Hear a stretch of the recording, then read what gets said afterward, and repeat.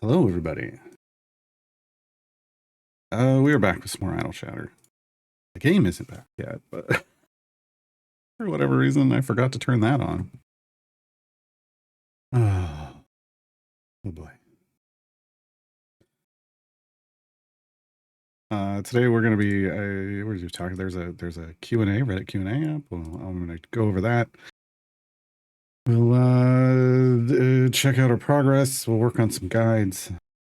I got a half an hour until my next run. This is looking good, though. This is looking like people are participating. I'm liking this. I think we got a chance. So you're saying there's a chance. Which means until then we just go back over here. Oh no, we're supposed to do patron stuff.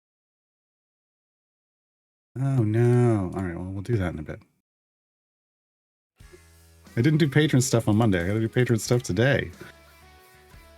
Hello, Delcoon, Black Widow, Sergeant, Mango, Atraylin, Incubus, Strith Animal, Toy. Hello, hello, hello.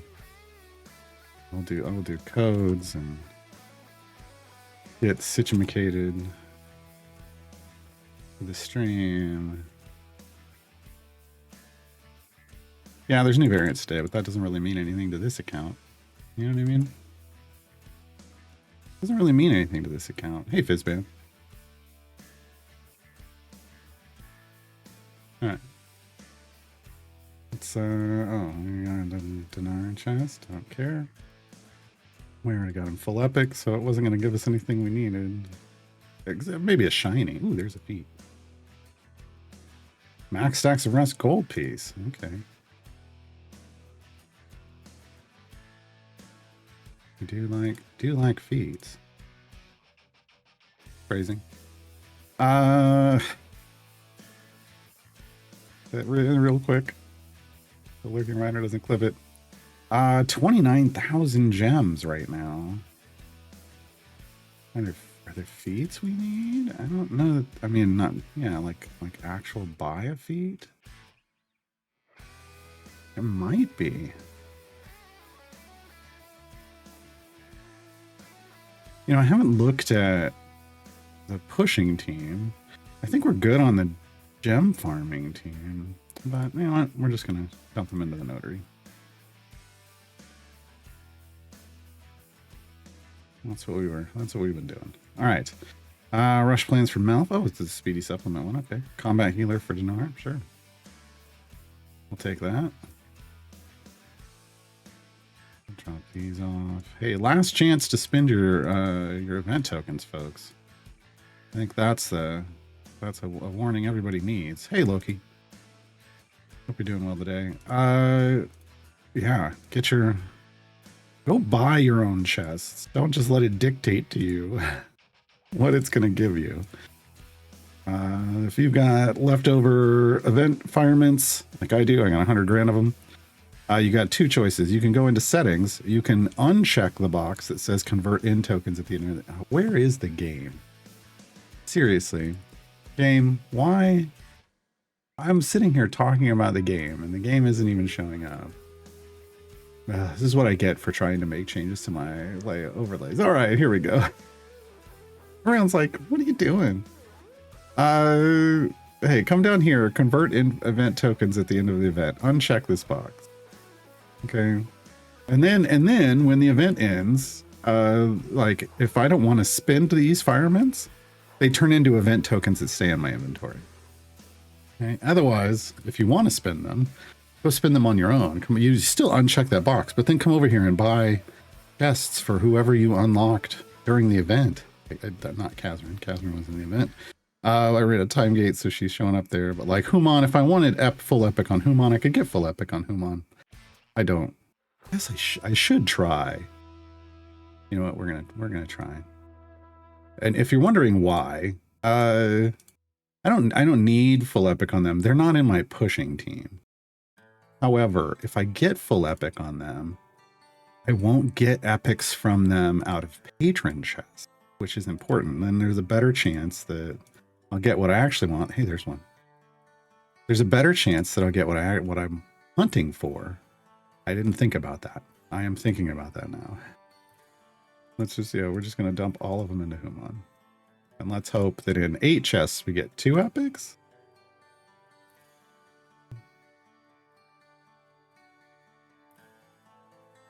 Streamer luck. There's one. Are we going to get the last one, though? Look, the fact that we got one right as I said that is worth it in and of itself, but couldn't help me. Yeah, we didn't get the last one. Okay, so that's fine. That's fine.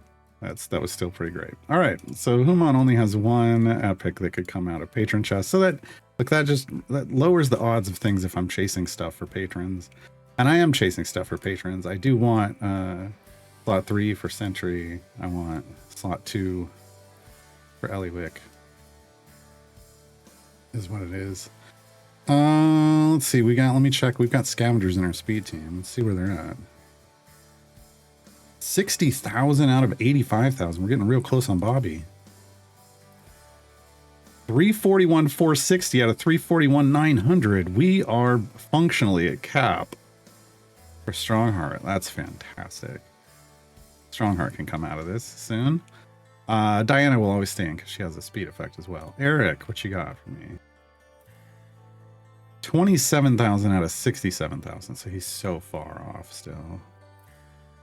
So far off. All right. We're sending 19,000 scales of Tiamat. We should, yeah. It'd be nice to do a forge run this week. How are we on? Oh, Thayan Enclave. 8 cent. Yes, give me a froggy. Give me a froggy. Boom. Go put that froggy somewhere. God, we got healing pigments too. Oh God, I forgot. And where's the froggy gonna go? Dinar. Dinar gets a froggy. Dinar's a good boy. He gets a froggy. Healing pigments though. Here's the thing about healing pigments. Increases the effect of healing on all champions by 100%. So all champions in the formation, their healing goes up. Not done by the character they're on. Just all the healing they receive. I'm gonna we're running into issues where we can't keep Anson, any health on Anson. So I don't want to we're gonna throw him on Baldric. I'm gonna throw we can put 2 on Baldric. I'm gonna put 1 on Dinar. Yeah. So now in my fallbacks group, we'll see if we can. It's not that we're gonna keep Anson healed more. It's can we ramp Anson up more? Because we were running into an issue where I could get about 30 stacks on Anson's buff for being damaged by King of Shadows, and then it would take forever to build up more stacks. Maybe this will help. I don't know. We'll find out. We'll find out. All right, what's going on in Reddit Q&A?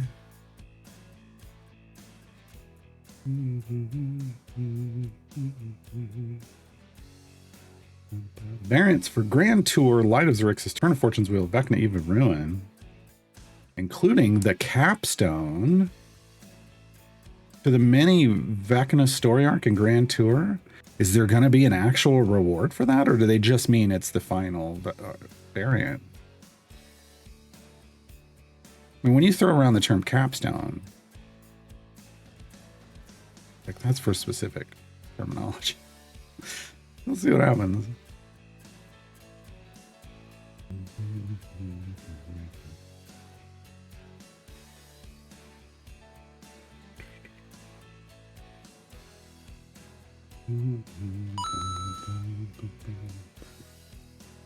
Maybe an epic reward, maybe. Bartholomew, thank you for the follow. Welcome to the Grudge Keepers.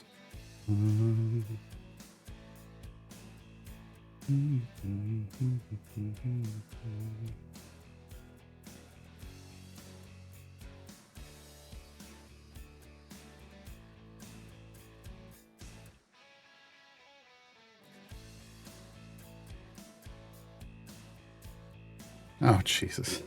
Day dog, really? J-Dog asks, how can I get the card sleeves for my Evergreen champs? We really need card sleeves everywhere.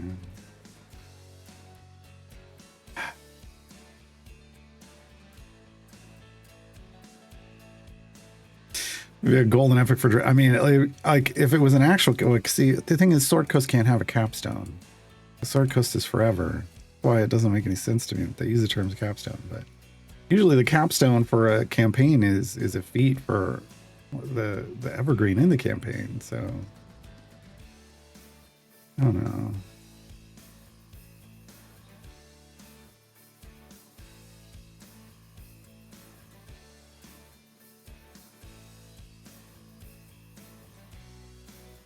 Someone said they should bring back old events but not via time gates. What do they... I don't think people understand. There isn't anything to offer from the old event. Like when you do the champions, like the champions got moved to the new versions of events. Their event didn't offer you anything unique other than the champions themselves. And when you do flex a champion in an event or do a time gate for them, you're getting that event's adventure.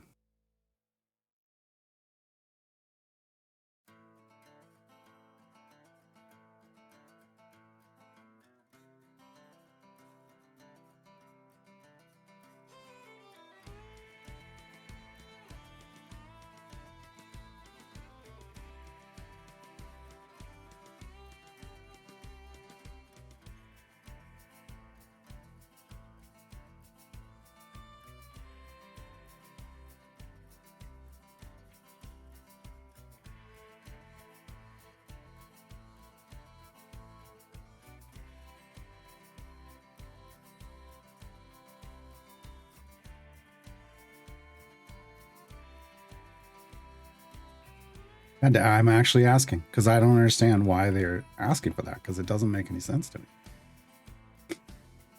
But maybe there's something I'm not thinking about.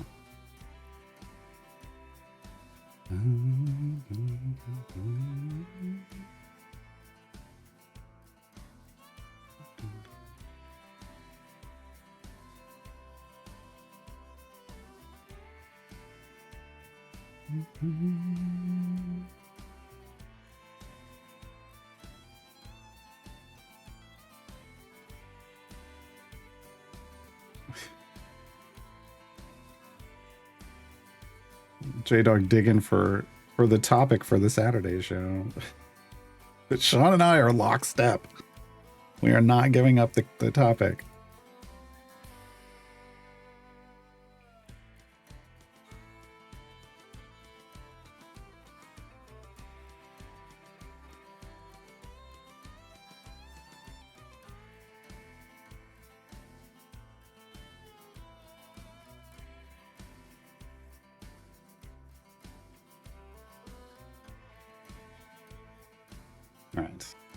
All right. I read everything that needed to be read.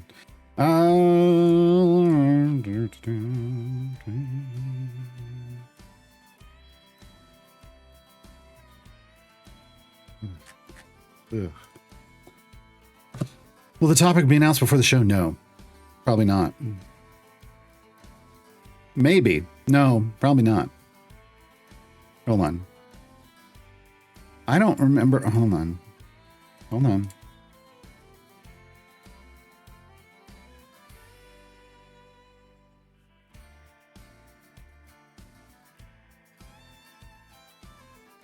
I'm like...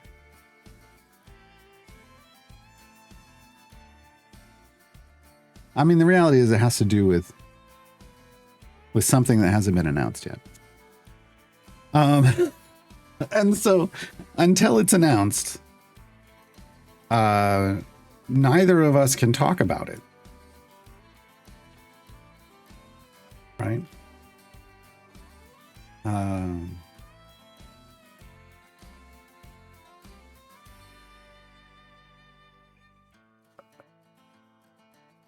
I'm trying to check all of the places that it might have been announced to see if it's been announced, but I don't.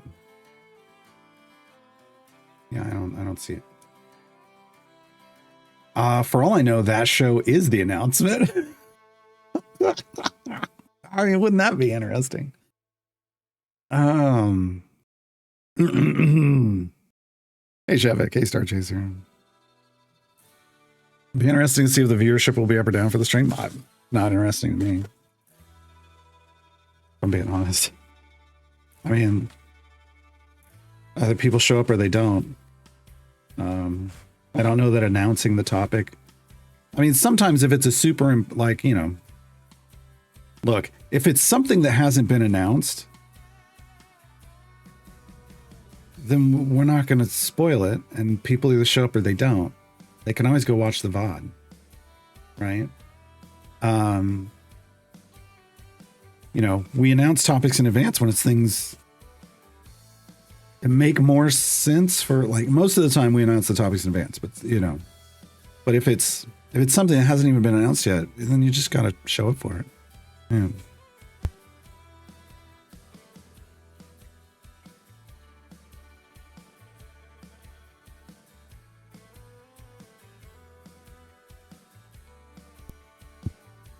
Yeah, running out of time to announce it. I don't even know.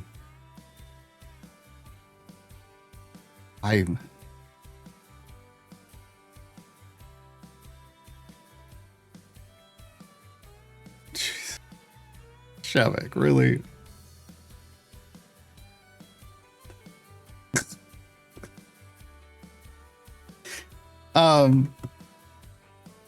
Yeah. Again, I just kind of got away from the announcement. I just got to hope that the announcement goes live when they said it. I'm pretty sure the announcement's supposed to come out before the stream. It's not, folks, it's not some, I can tell you what it's not. It's not Trials of Mount Tiamat or the Forge, right? Because they've already told us they'll be talking about that before it comes out, and that's not me talking about it. They'll be talking about it before it comes out. So don't freak out about that. It's just something that hasn't been announced yet. Raceland's coming. Raceland is going to be the new champion next month. Yes.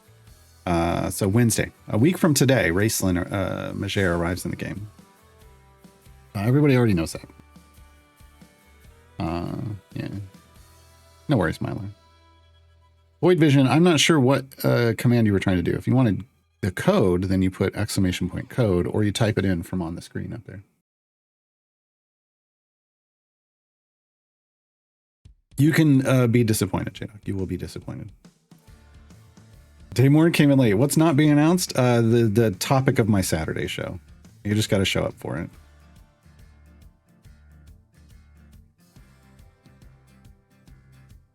I just found a normal headline with a crazy fact. It's about twins and it states both 36.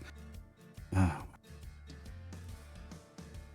Delcoon thinks that it's going to be Garber's Guide to Useless Features and Idle Champions. I will never do a tutorial show on the active task dialogue.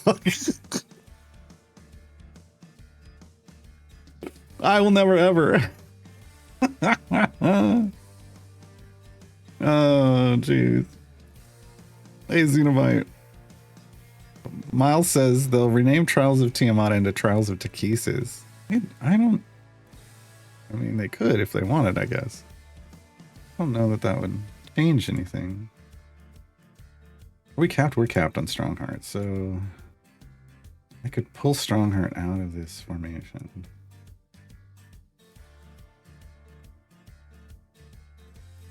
Oh, no, jump farm. There we go. Wait. Save it. Okay.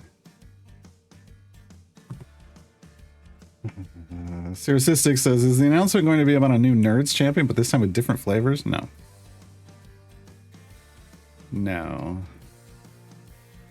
Like Papa Volk says, there's a Kinder filter for race. Yeah, they spoiled that Kinder was coming as a species a few months back because of the Dragonlance characters that are arriving in the game.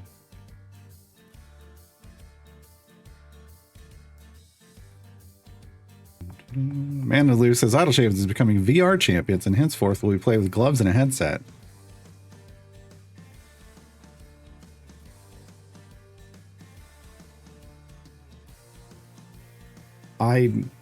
Man, talk about a way to, like, if that was the only way you could play it, that would definitely make me stop playing. Like, that would definitely make me stop playing.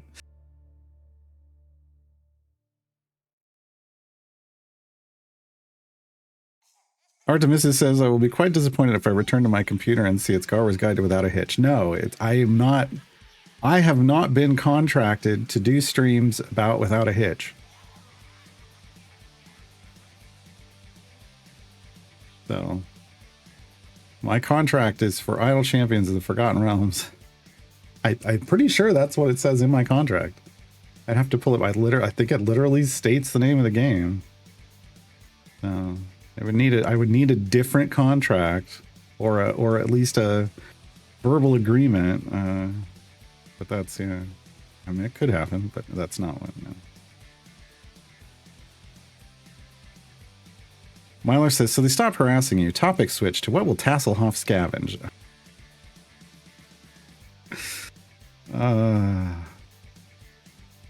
I don't know any. See, here's the thing. Is Tasselhoff someone who scavenges stuff like in the stories? I've never read any of the books. This is going to be an adventure when they drop the Dragonlance stuff because I've never read any of those books. Mango says Tasselhoff has to be a scavenger. He ends up with everything in the books. What?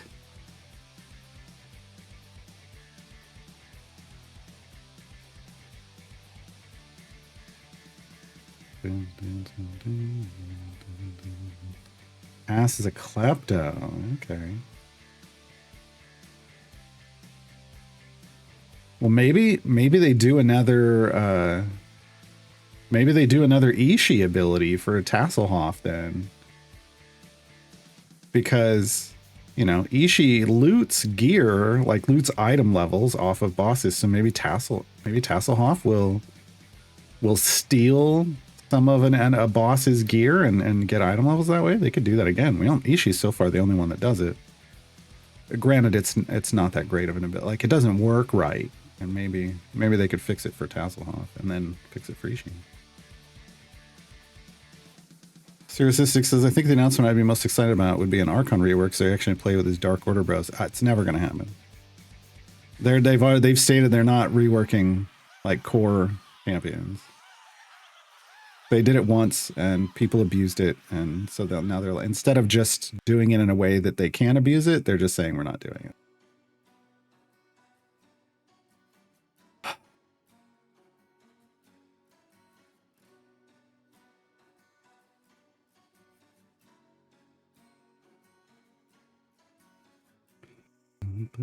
Ooh, so, you know, they could also do the thing with Tasselhoff that Beetle and Grimm do, where they share item levels. Like maybe if you have other members of the Dragonlance characters in the party, Tasselhoff could get a certain percentage of their item levels added to theirs.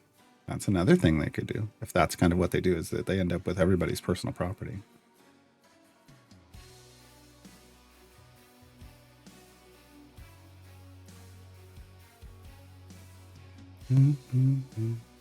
Yeah, seriously, all the core champions exist, like the 12 core champions. They just exist so that you have characters to play the game with at the start. They don't exist for you to use throughout the game. A couple of them you can. But yeah. Unfortunately, that also, it seems to have rolled over into Evergreens as well. For the same reason. Basically, you can end up with, you know, hundreds of thousands of item levels on just an outrageous amount of item levels on core and Evergreen champions, and then when they do a rework, they allow you to dismantle that champion, which then you can pull a good chunk of those item levels off and put them anywhere you want, and people abuse that. And I mean, I don't understand why they don't. I don't understand the decision. I just know what the decision is, and I'm relaying that decision to you. It's like they make decisions like the sometimes it makes me feel like I'm working at a middle school again, because one of the principals, I had 3 principals over 3 years. I was there the whole 3 years. Then they had a different, and each of them, it's like, I don't know. Anyway. The last principal I had, some kid brought vodka in a water bottle, like vodka to school in a water bottle. So the principal responds by banning water, like water bottles, and no longer selling water on campus.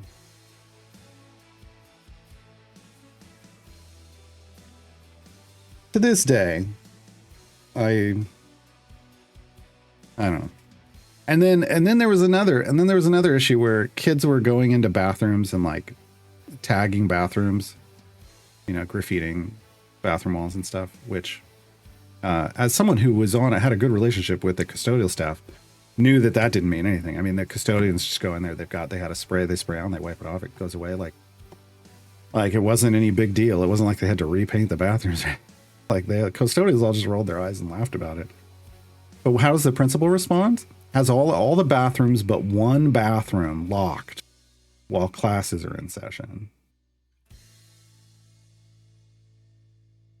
Which led to, you can understand that led to at least one kid pissing their pants. Because they couldn't find the bathroom that was unlocked. So look, bad decisions. Like, I understand that, hey, there's going to be problems that happen. You have to find a workable, livable solution for everyone when these problems happen. I don't know that that's what's happened, but it is what it is. This is the game. This is how the game works, and we just have to play it or not. Both are valid choices.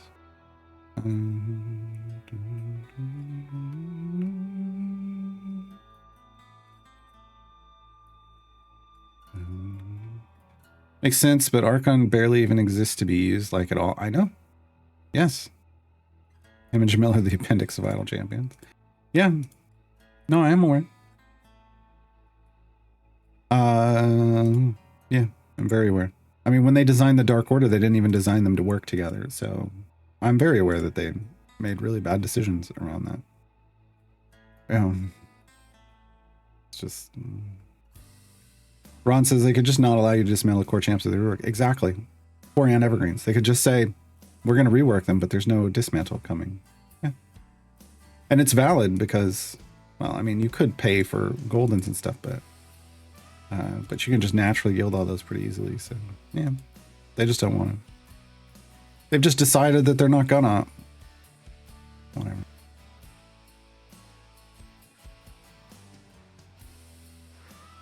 Yeah, they could do like a legendary dismantle, but include like gilding in it.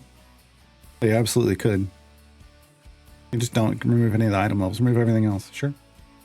The principle was bought by Nestle. I mean, it kind of felt like it because then what was, then everybody's just buying soda at school. And it's like, you thought that was a better solution? When you lock the bathrooms, every room becomes a bathroom. Exactly. Did they then ban pants? No, but they basically banned the talent show over that because not like I didn't know anything about that situation, like where a kid, like, because I ran that before and after school program. I didn't necessarily involve myself too much in the comings and goings of what went on during the day.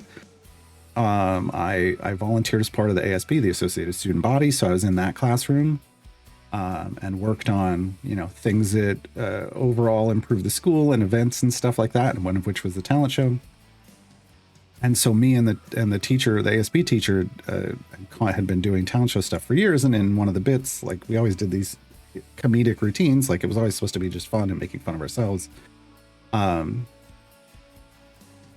And we had something, there was something in there about needing to go to the bathroom and running around that just made sense for the song that we were parodying. And we got called into the principal's office and dressed down for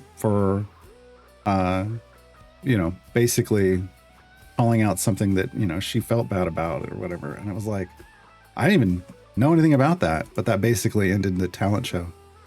They refused to, like, the next year you could only, the talent show was held at like, the talent show was a nighttime thing after school was out, and the community was invited. It was it became a huge community thing. Like, we started it the first year I was there, and it got bigger and bigger every year. And so did the production quality and everything. Like, high schoolers would come back to watch the talent show because it was just good. And then the year after that, they basically said, no, you can have the talent show at lunch. Kids can come in and watch. And we were like,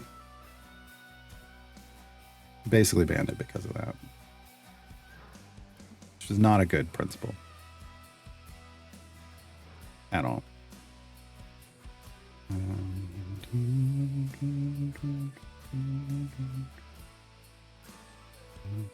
Am I happy with this gem farm setup I have on screen? So Daymorin, this gem farm setup is predicated on the fact that I got through tier 3 in the event on Human and have their carefully balanced buff, which basically makes every area except the boss area a 1 kill clear. You'll notice I had like the quests are at 25 up here, but I'm one enemy dies and everything goes away. Which means the rest of these champions are like Lae'zel's serving no purpose. I don't even know why she's in here as well. Nope, not speed, gem farm. Lae'zel currently serves no purpose. Shandy's in here because she's actually functioning as a free speed buff, so I'm not spending any potions. We got gems off Eliwick. We get the rush off the Laura. Diana's speeding up transitions, and then we just got a pair of scavengers. That's really we're just trying to scavenge as much as we possibly can while we're going along, right? We're trying to get them capped out. So for the next, 39 days, this is what the formation is going to look like, or less. This or less, because we don't need the scavengers. Like, if we cap the scavengers, they'll go away, right? So this isn't this isn't my final gem formation, right? This is just all I currently need to run. Having fewer champions in means less active processing for the game, which means it's going to things are going to be smoother and go quicker. So this is fine for now.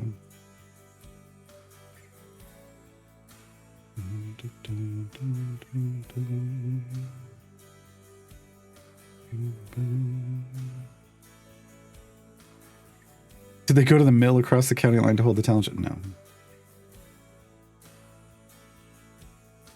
Jeffik says, we laugh. I feel bad for that school's kids. I did too. Idiots leading never ends well. Yeah.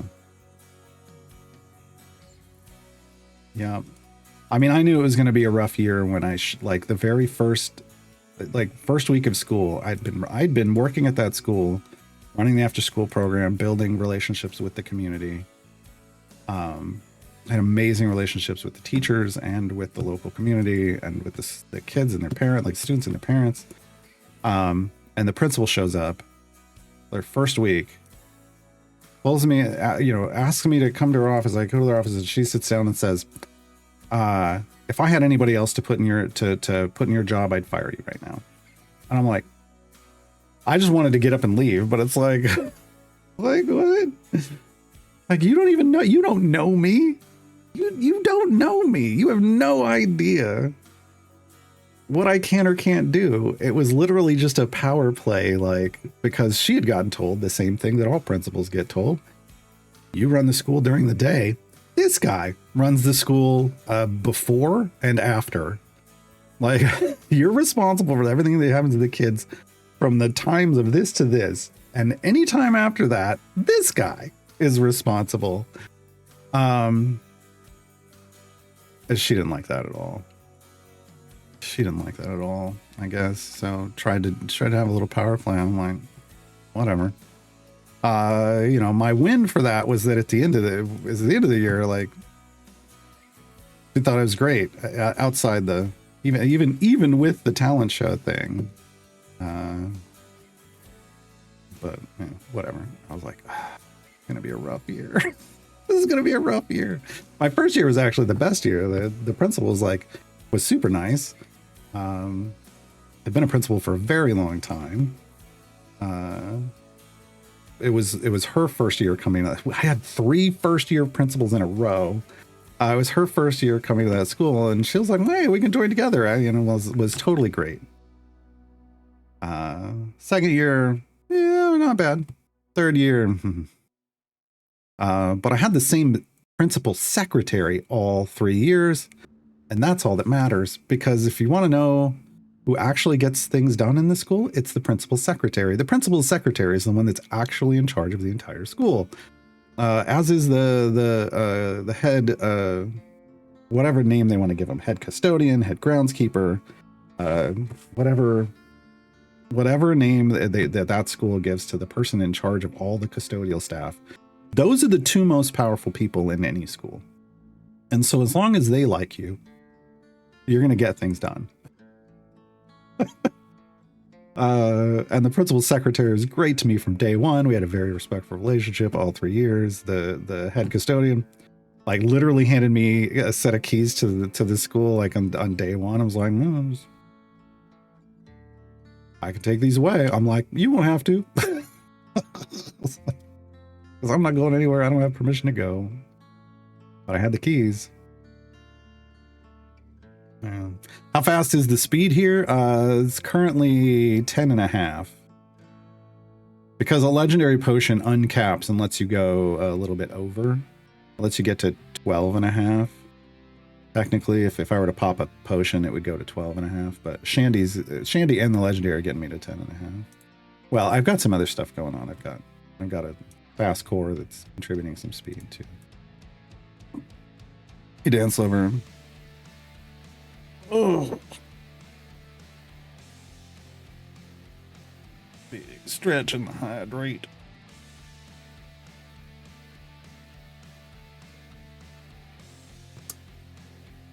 Hey, Zealand.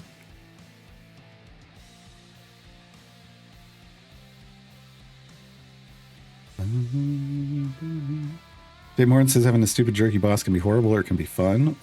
It's never been fun for me, but I'm glad you had that ability. I had a manager try to fire me and get overruled by the district manager, and his seething hate every time we worked together sustained me. Wow. I did not have that experience. I have not had that experience, yeah.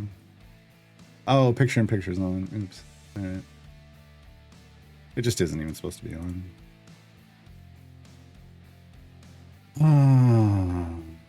The speed buff from buying a pack during the event, so I'm about to lose that. Oh, right. So like this one. Yeah.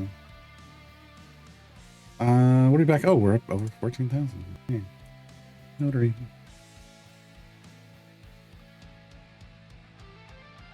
What do we get? Grappler for Lazo, which we're never going to use, but hey, it's out of the pool now.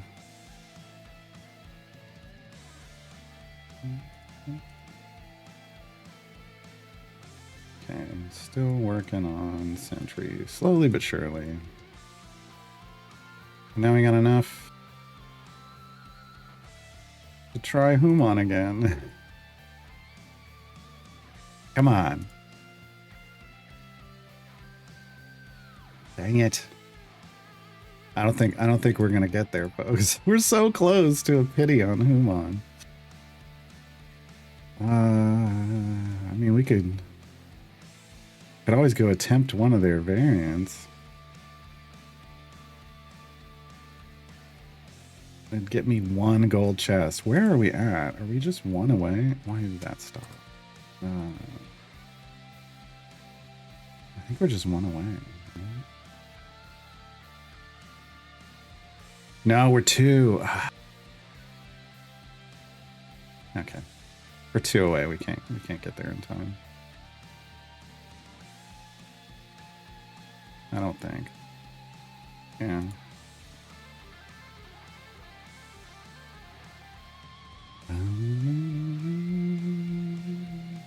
Are any of the gem Modron cores especially good worth it? All three of them are, but only if you have, if like your DPS actually needs that core, right? And it's really for like late game and beyond. I really feel like all three of those are late game and beyond cores. Like you shouldn't worry about them until you're in the late game.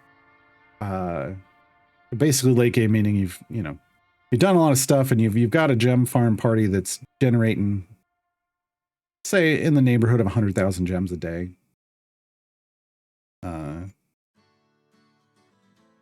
Until then, you should probably just be spending those gems on your gem farm team. Honestly, people they don't take me seriously when I say that, but really, like your life is so much better if you're investing in your gem farm team. Just your overall life in this game, like because you can complete so much content with just your gem farm team, like your speed team, basically.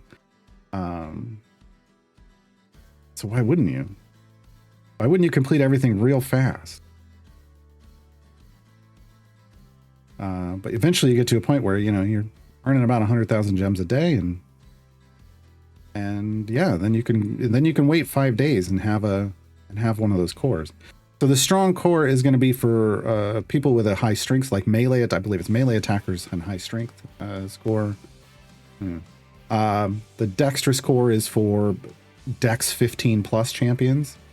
So, and this obviously, and it isn't just your DPS. It also counts the number of dex 15 people plus people in your formation and gives you a buff based on that. But it is primarily what you're looking at is your DPS is dex 15 plus. And then the unaffiliated core is for unaffiliated DPS, but also looks at how many people are in your formation that are unaffiliated. So if you have something focused on those, then you can go with that, right? Like Cass is unaffiliated, right? I think it also might be high dex. He might do well with both of those. I mean, isn't he high dex? He is high dex, yeah. So Cass could use. He's also high strength. He could probably use all three of those. Yeah. I don't know which one's better. One of them is. The dexterous and unaffiliated cores can both be fully supercharged. Like every buffable node can be supercharged. So it's probably one of those two. But the strong core I use for Carlock, like on my main account, if I need more damage for Carlock, I can put the strong core in. To be quite frank, I use the speed core for just about everything on that account. But if I did need more damage, I could get it with those other cores.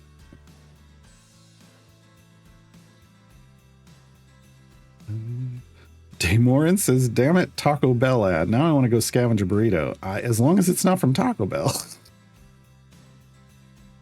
Well, I didn't choose that ad.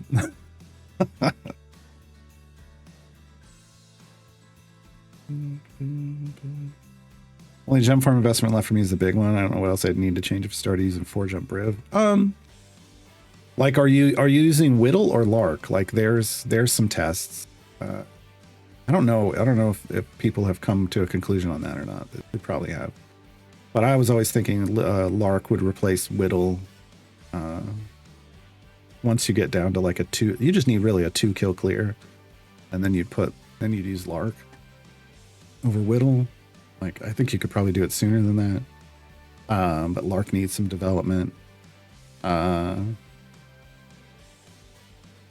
But yeah, then it comes down to just using as few champions as possible, honestly, in a 4-jump Briv. Because again, you're trying to get the best performance out of the game. And that means the least animations possible.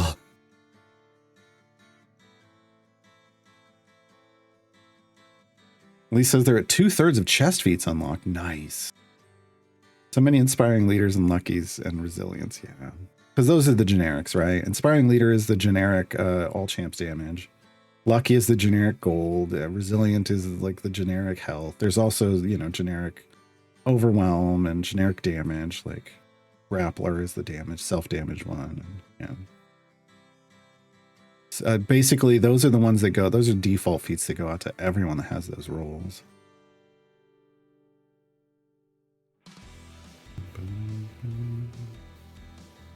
Hey Zoc, still not get Vi to tier 3, still stuck at tier 2 variant 3?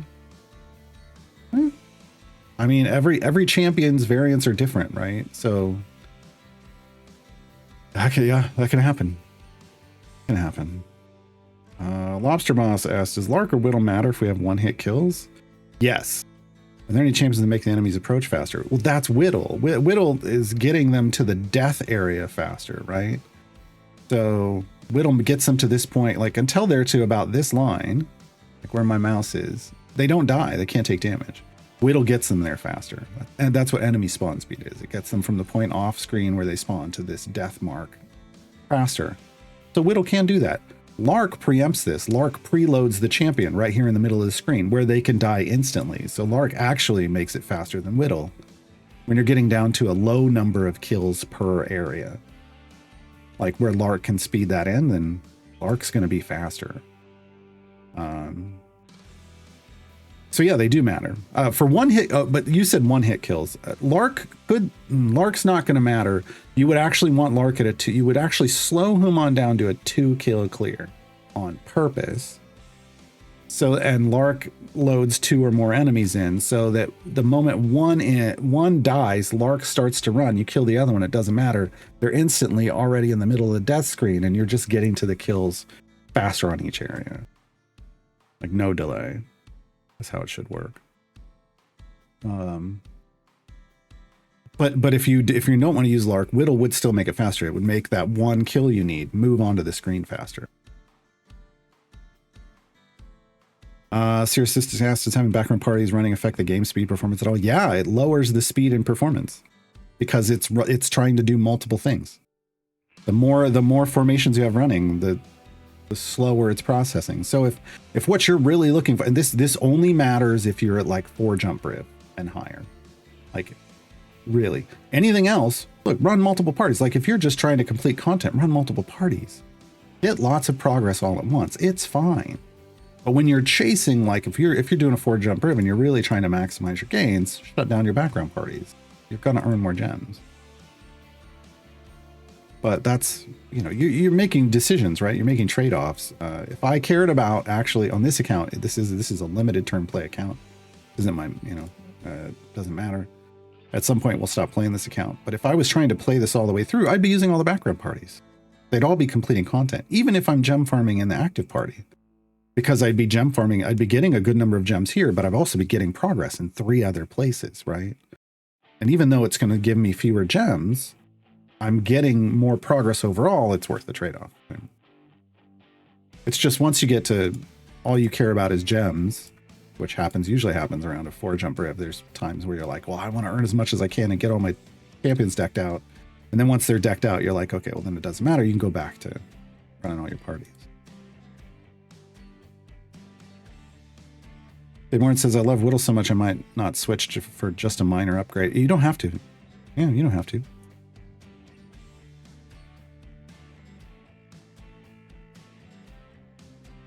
Any chance to get the good trait off of Kazran? You mean their alignment? No, probably not. I haven't read the second Fallbacks book, but I mean, she's a canonical character. So unless something happens in the books where her alignment shifts in the books, they're not, I doubt they'd take the good part off.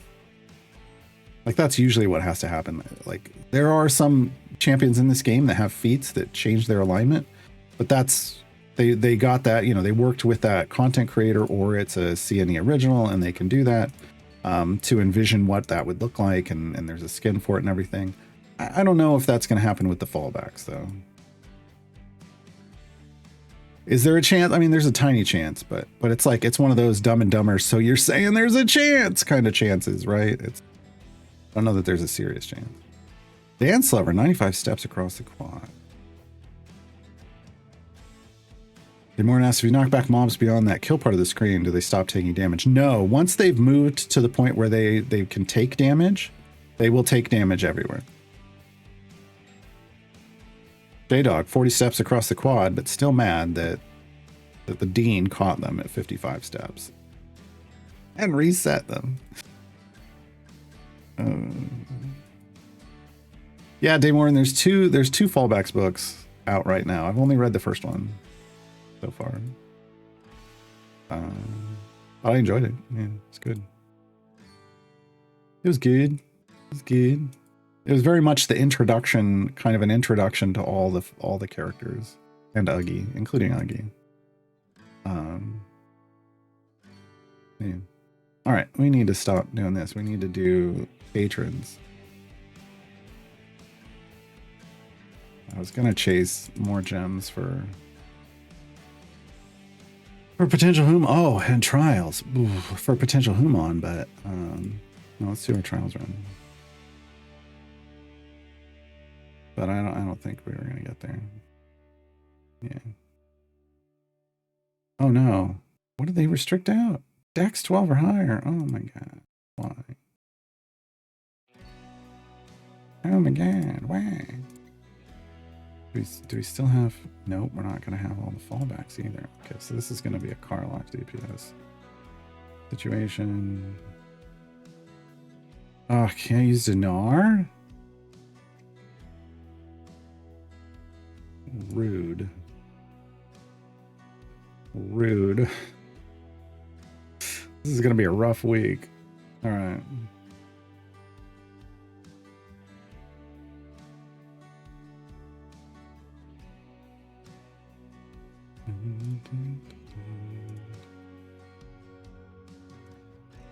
Where are we going? 975. Switch this team up along the way.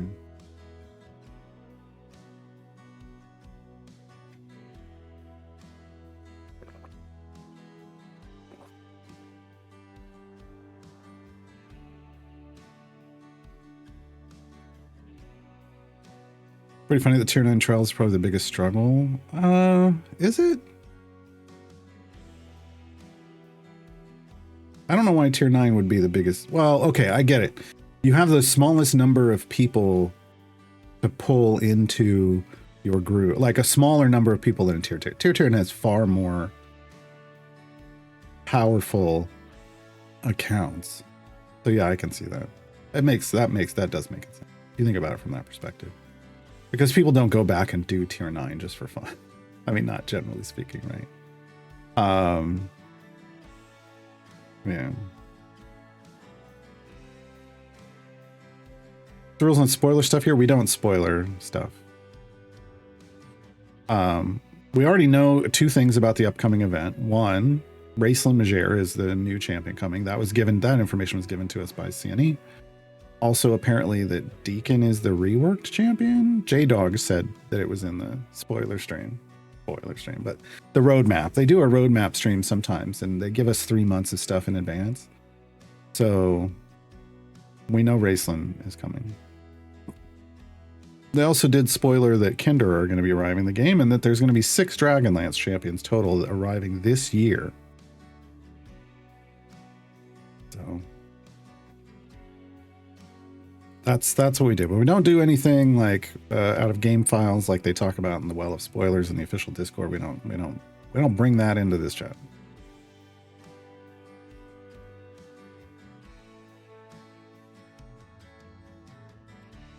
He says their second attempt at tier 9 trials is going much better. Mine too.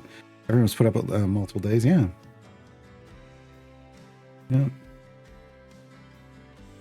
Stuck on like boss level 1500 or something.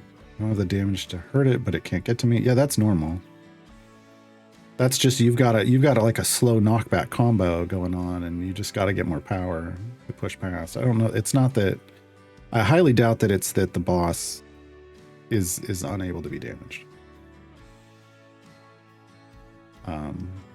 Well, we can't really talk about the rework because it's not out yet. Right, the rework won't come out for like a week, 2 weeks. Right. Well, we'll know about the rework on the 6th. So 9 days from now. They'll drop Raceland's blog on Friday, this Friday, and then they'll drop Deacon's rework blog next Friday. Then we can talk about Deacon. Ron also had to do tier 9 twice. They didn't tell us the Tails in March. No, they did not. Just that there wasn't a Tails for February.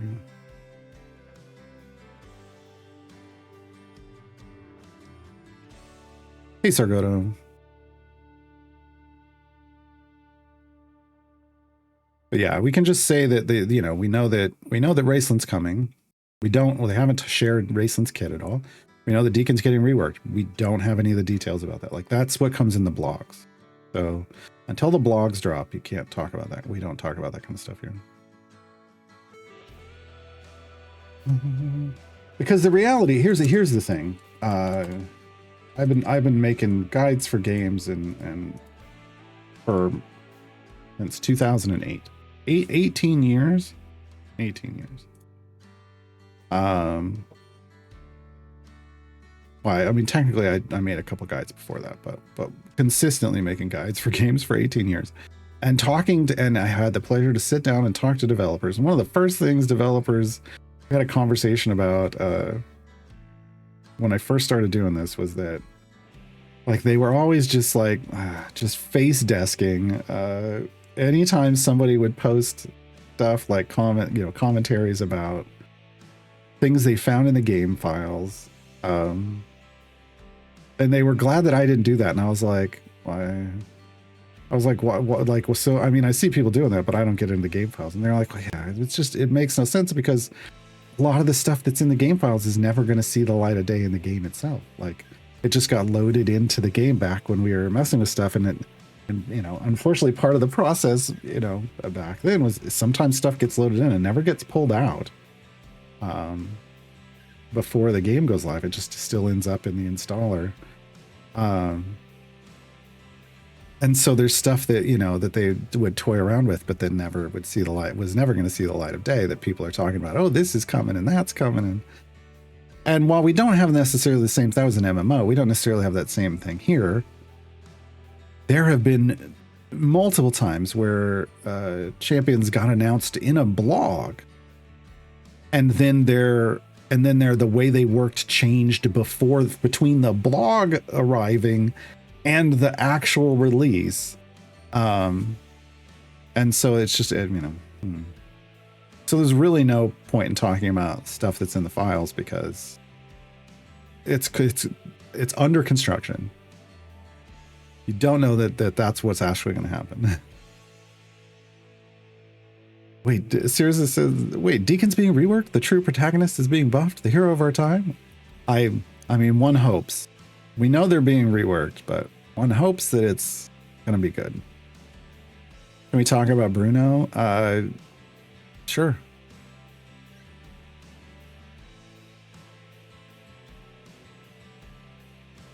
Like I'm talking about, like, if you know you get to 1500 and get stuck on 640 with no enemies. Oh, that wasn't what that wasn't what we were talking about. That wasn't what I was talking about.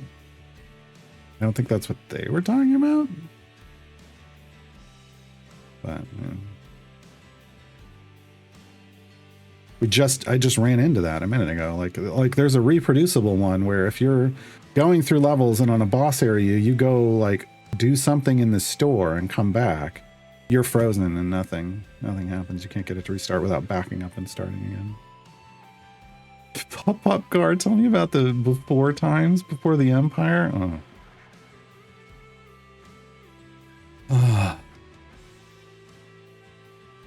Dave Morin says there were whole planets that got cut from KOTOR 2 that people found in the files. Yeah.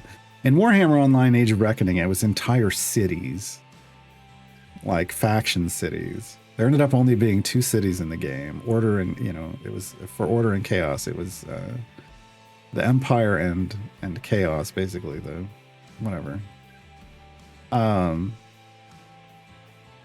And there were files for like the Dwarf City and the Greenskin City, but they had never been. People were like, "Oh, they're coming to the game," and my contacts were just like, those were pre stuff. Like we couldn't even load those assets in the game. Like frame rates would drop through the floor because none of it ever got optimized. I went and walked around. I ended up getting access to I contracted with them for a bit, and they're supposed to make guides like for their official website. But it happened right at a time where it didn't end up happening because it happened right at a time when they started laying off lots of people and like my contacts all disappeared. And I was like, what am I even doing?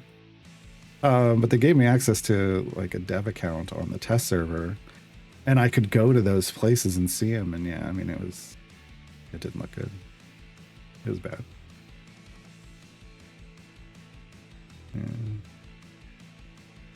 Dilettante says, this is why no game developer would ever hire me. I'd put bogus Easter eggs into game files on purpose. I mean, game developers, you think game developers don't do that as it is, but they do. Game developers do that all the time without telling anyone. That's where a lot of Easter eggs in games come from. They didn't get approval for it. Hello, you writer. Artemisiv says, I mean, there's still data from one of CNE's previous games. Well, it's Idols, right? Idol, whatever. The other, what's the other? Crusaders of the Lost Idols. I mean, this game was based on the foundation of that. Then the data for this one, yeah. I mean, because I think they started with that, and then they just started building on top of it.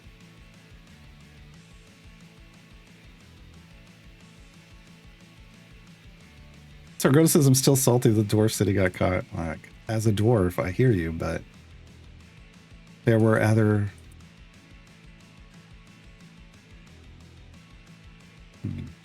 I mean, it's been long enough. I'm not allowed to talk. I mean, you sign NDAs and they tell you it's forever, but in reality, like, is there anyone around to even care anymore? I don't even know.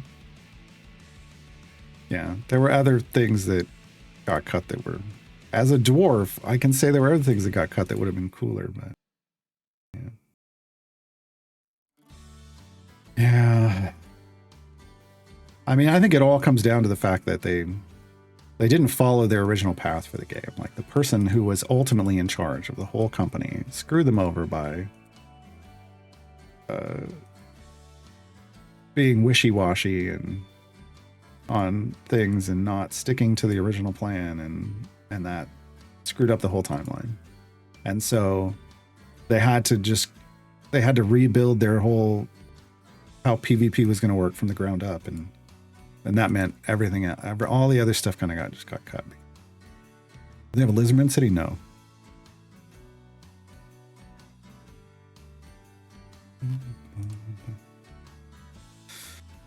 Ebon says, Return of Reckoning, I know what it is, Project to Revive Warhammer Online. I didn't revive, I mean, but I know what you mean. Actually built the missing dwarf and greenskins. Well, they just used the files that were in there. It's not, they didn't, it was, like I said, I could go in a client and with a dev tool, teleport myself to the dwarf and greenskin cities and walk around. It's just it was empty. There's nothing there. There was nothing there. Now they may have then gone in and populated it, tried to optimize stuff. Like yeah, the art was there, but it wasn't optimized and it wasn't fleshed out.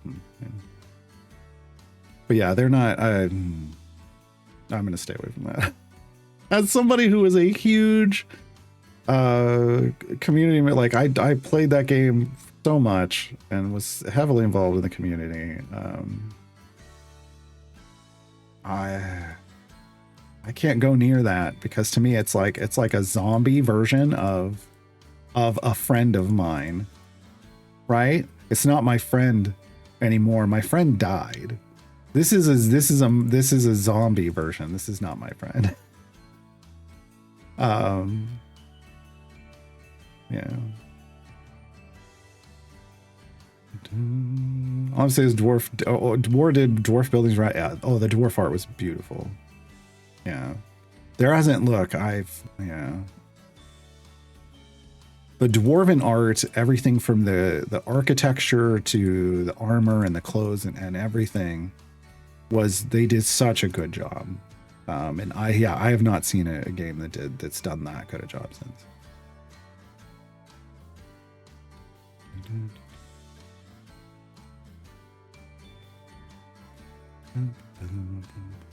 Having 3 factional cities per side would divide the player base too much at that era. I mean, they were just quest hubs, so I don't think that would have been that big of a deal.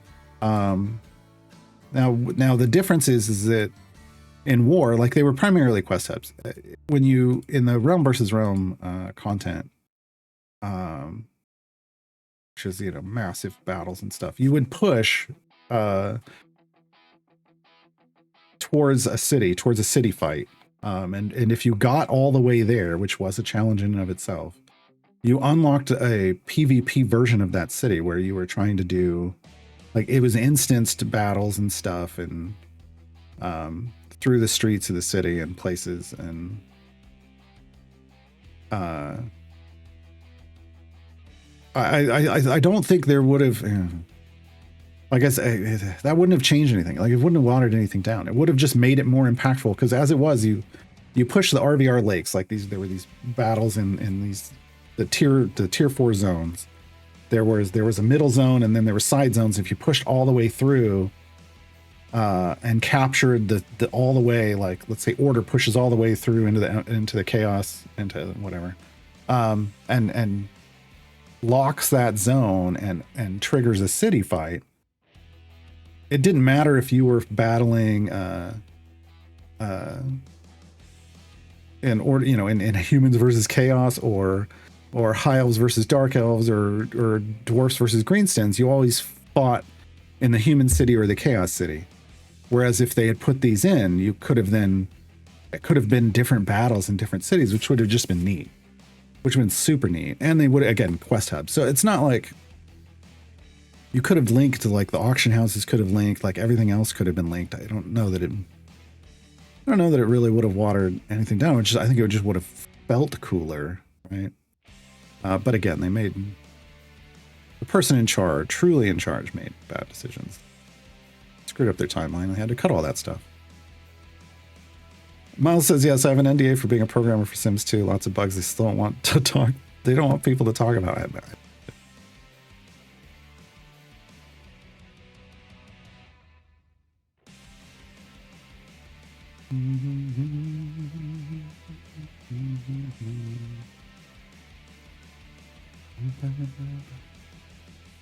Oh man, the event just ended. My speed has returned to normal. What fresh hell is this?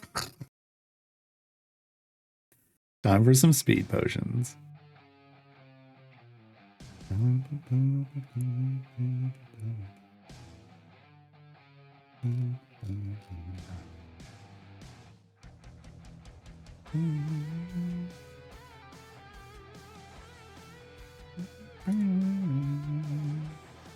Yeah, we're doing pretty good for the speed team. We're going to need to change this up a bit to get to 975. Like, Human's going to have to probably come out since he's getting smacked. And, oh, we didn't have... that's part of the problem. Oh, none of that. Those don't matter right now. But that's okay. We needed misdirection, and that was the problem. Maybe. It's an AoE smack. It's probably not going to help. Yeah, we need more damage. All right. Jeez. This is going to be problematic because of the restrictions they've placed. I mean, that should be fine. You could turn into you. Yeah. Nope. Nope. Because that's too many evil people. Okay. Ooh, you come out. Ooh. You go in.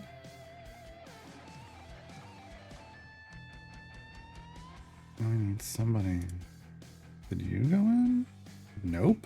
Yep. Okay. That's what we want then.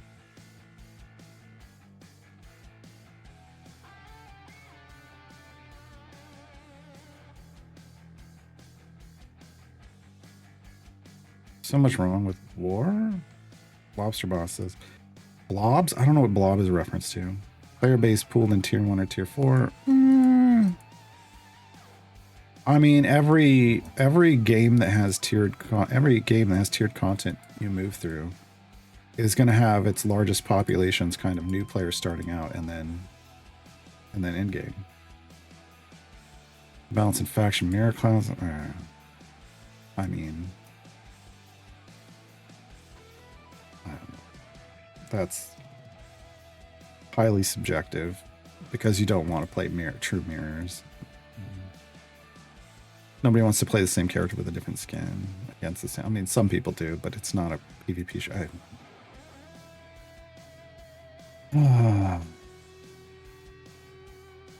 Again, I know a lot more about that than I probably ever wanted to know. Than I probably ever really wanted to know.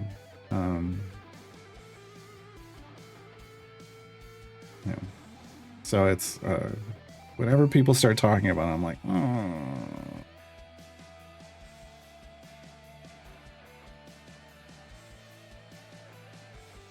Like Ryder got all 5 champs to tier 4 on the Xbox account. Nice.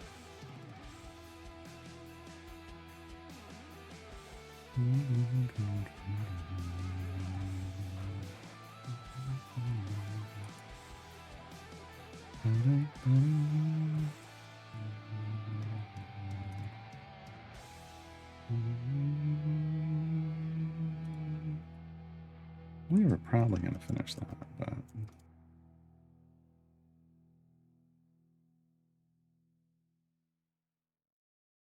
yeah, there we go. Done. We're done. Cool. But yeah, so we want to do an ad break, so I kind of stopped. But yeah, I don't know. The stuff in the issues with war, again, I don't know what more to tell you other than it kind of came down to them.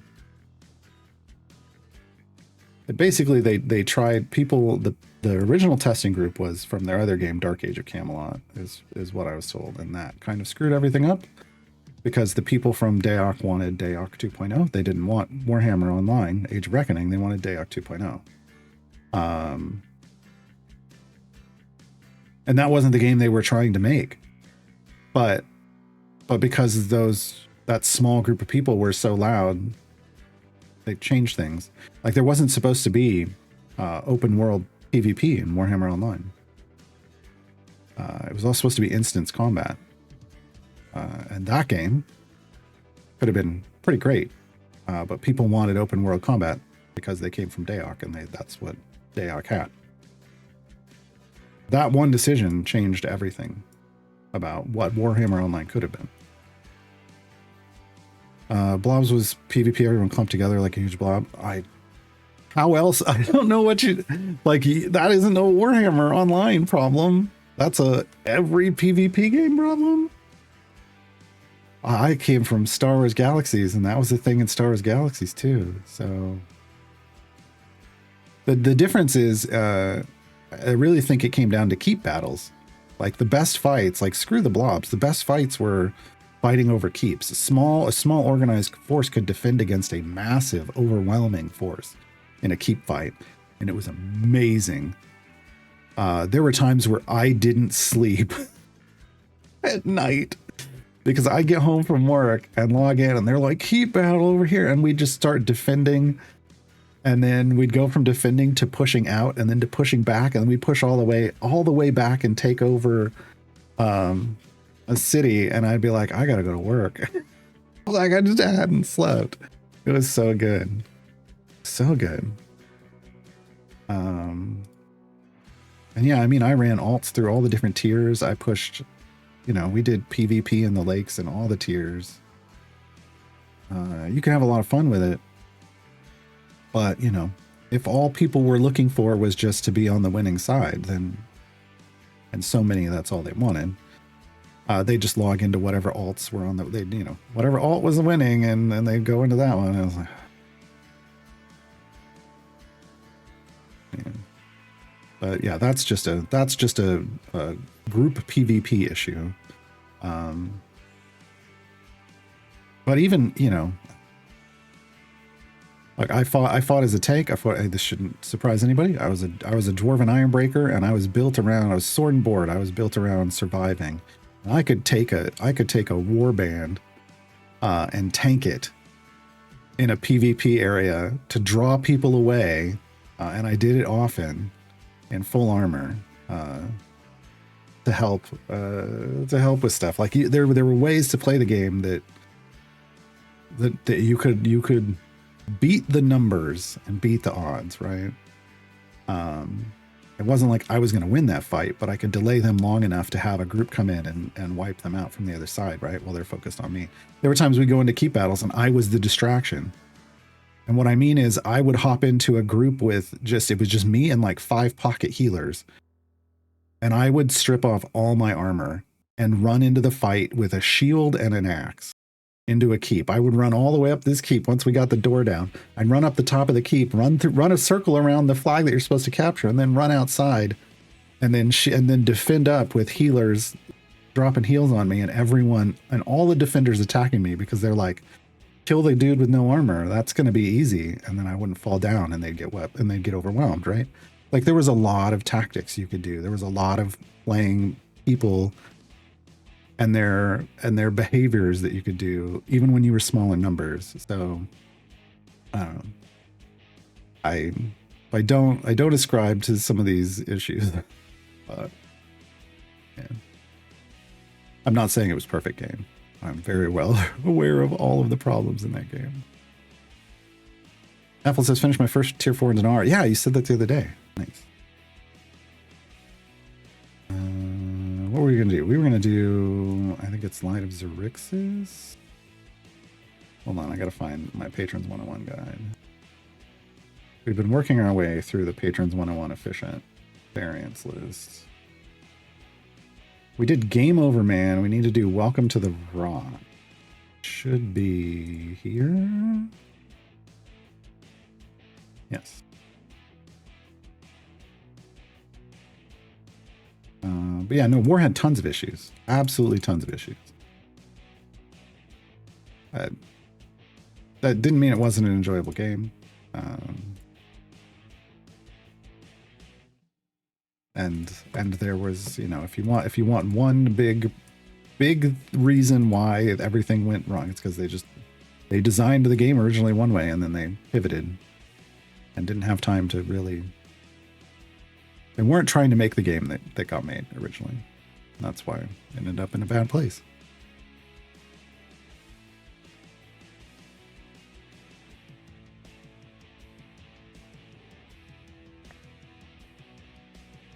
Lee says, oh geez, I knew some Dayak players and that doesn't surprise me.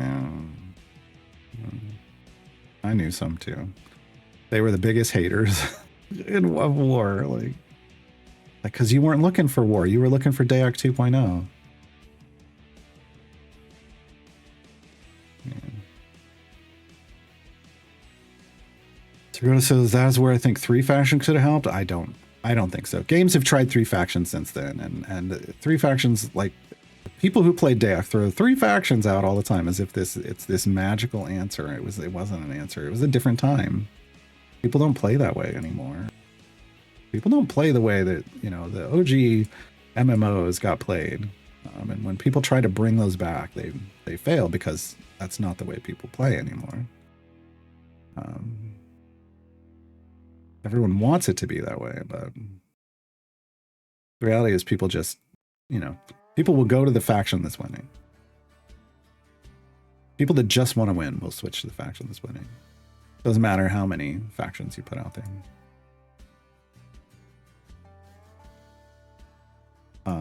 I played, and I say this as someone who played in a 4-faction game, because 3 isn't a magic number. Like, you're just talking about multiple factions and trying to get factions to team up against another faction that's dominating.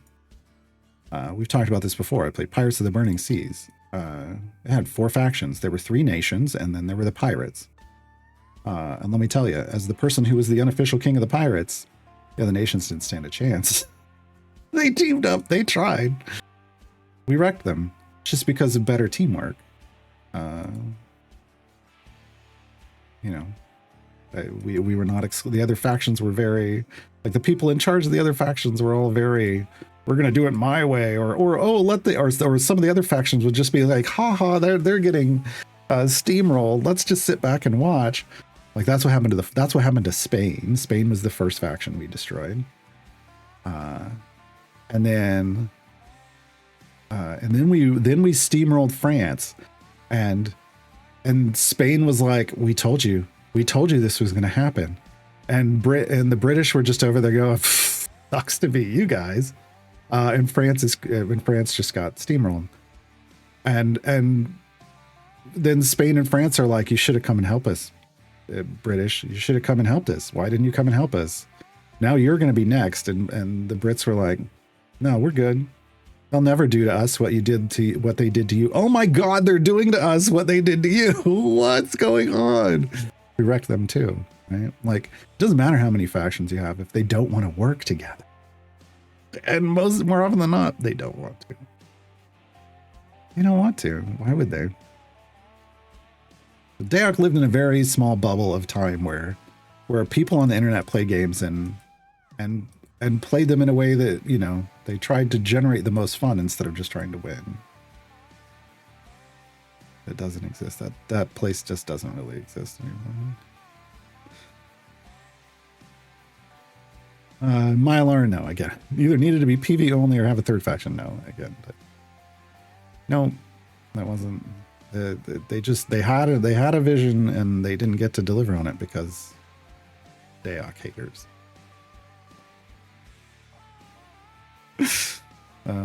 Whatever. That's why when people are like, developers should listen to their player base and the feedback they're getting, they should listen. That doesn't mean they should follow what they should do what they're being told. Like, you gotta come up with the idea for your game and then make sure that you're following that core vision, unless you find out that the core vision was screwed up in the first place. That wasn't the case here.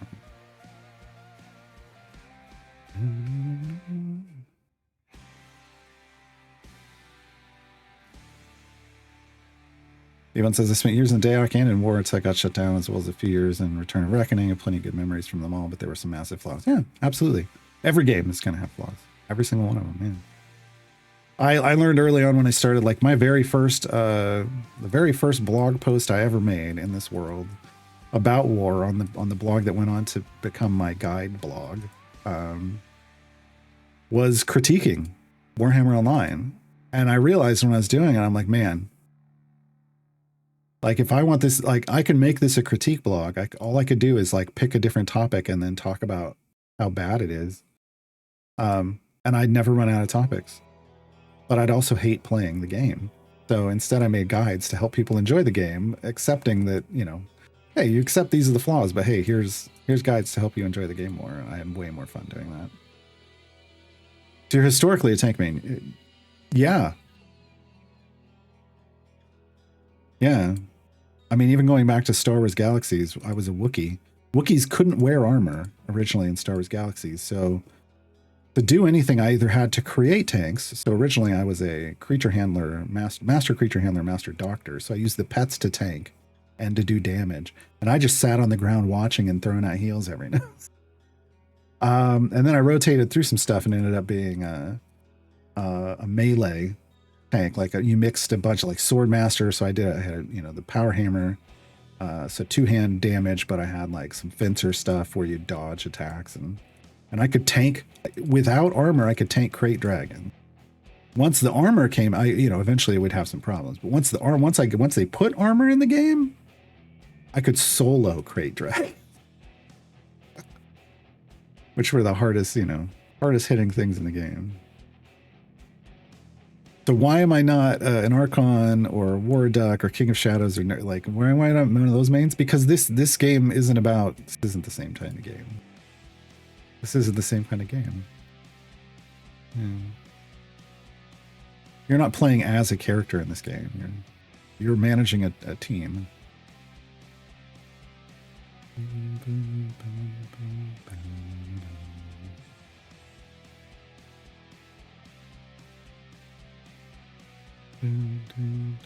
Yeah, Onyx, I'm aware. Camp Sargo says camping at Crossroads waiting for solo people to jump and steal all their stuff. See, I never did this. I never played a game where you could steal stuff. But late in Star Wars Galaxy's lifespan, after the horrible changes, I did with friends become a group of spy characters. And spies could basically go invisible and walk around and then pop out and kill people in PvP. And we would roam as groups. And like if you just wanted some action, you could go hang out in a PvP zone solo and then just pop someone and disappear. And it would just frustrate the hell of people. And we're like, look, The wolf calls this the weakest sheep. What do you want?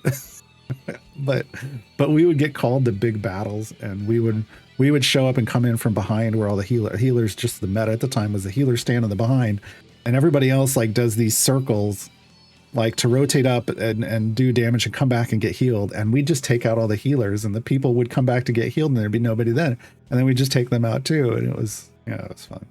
We're like, you could do this, and we kept telling the people that were complaining about it, like, you could do this too, you just choose not to. It's not like we're out here every time. We just come in every now and then to break up stalemates. Yeah, I had some good one-on-one war, like fights with spies too. Yami, thank you for the follow. Welcome to the Grudge Keepers.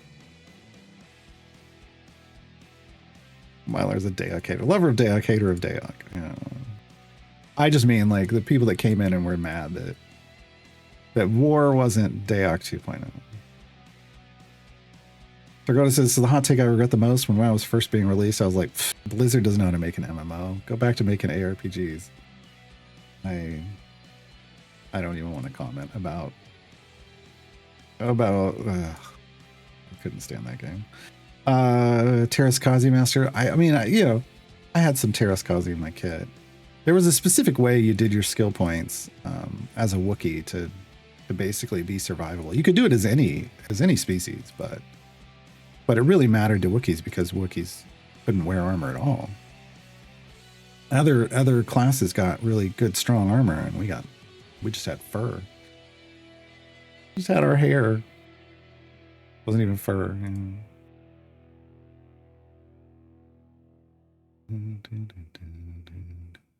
Looker Rider says I could solo Crate Dragon. The Crate would win, mind you. They did not win against me. I farmed my own pearls for when I became a Jedi.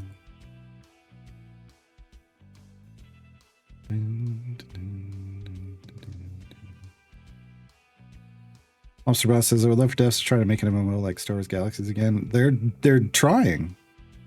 I mean, you say this, they're something with asymmetric. I don't know about that.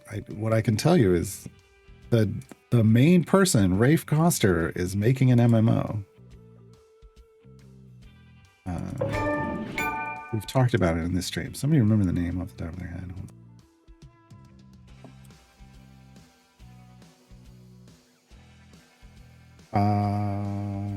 Stars Reach. So Rafe Koster created Ultima Online and Star Wars Galaxies, was the main, the big driving force behind those, and is now making Stars Reach. And it's pretty wild looking. All right, back into Welcome to the Rocks, but for Mert. Wait. Why is it missing? Oh, that's weird. Who's supposed to be here? We're missing like a character. Who's it supposed to be now? Guess it's just gonna be.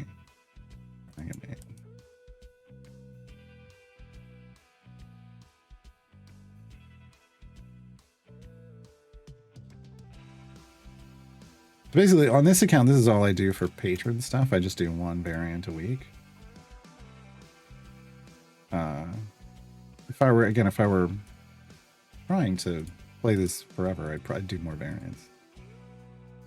But this is enough to get me my currency that I need for my time gate piece and my Modron chest each week.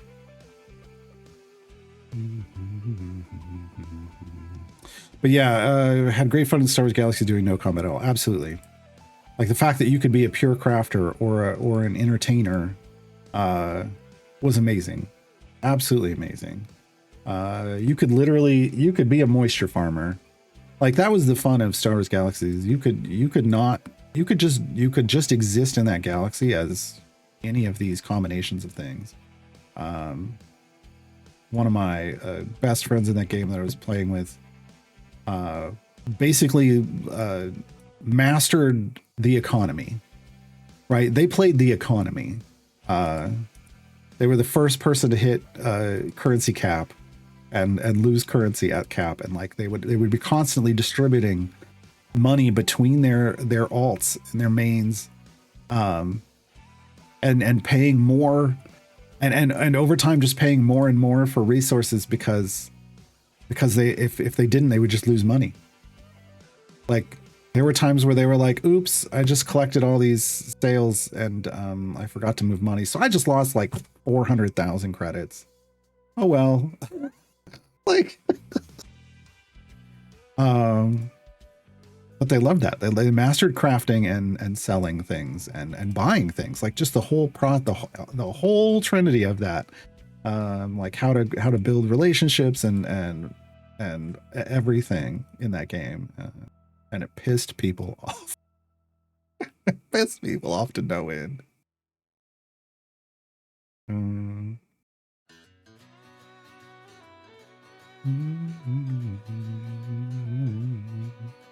From Star Wars Galaxies to War, Return of Reckoning, and then Eve. Yeah, I mean, people recommended Eve to me after they got to know me in War, and I was like, I don't know. I'm not the sci-fi person. Like I understood the game mechanics were deep and interesting, but it's just not. I mean, I enjoy some sci-fi, like games that are set in sci-fi settings. I don't know, but I don't go chase those out.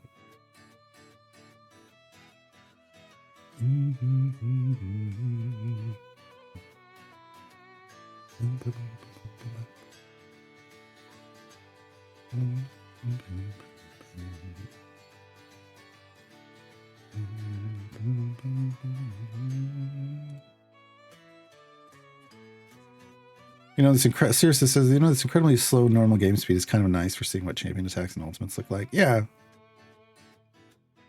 Yeah. And like Lurking Rider said, you can pause the speed. It's up here. There's pause buttons for speed and click damage for reasons. Like there's actual gameplay reasons why you'd want to pause speed. There are certain calculations that just the game can't process when it's running with speed potions. So if you're trying to push as far as you possibly can, sometimes you have to turn speed off. Although there are some bugs in the game that allow you to push super far that only trigger when you're at at high levels of speed. So, you know, pick your poison there.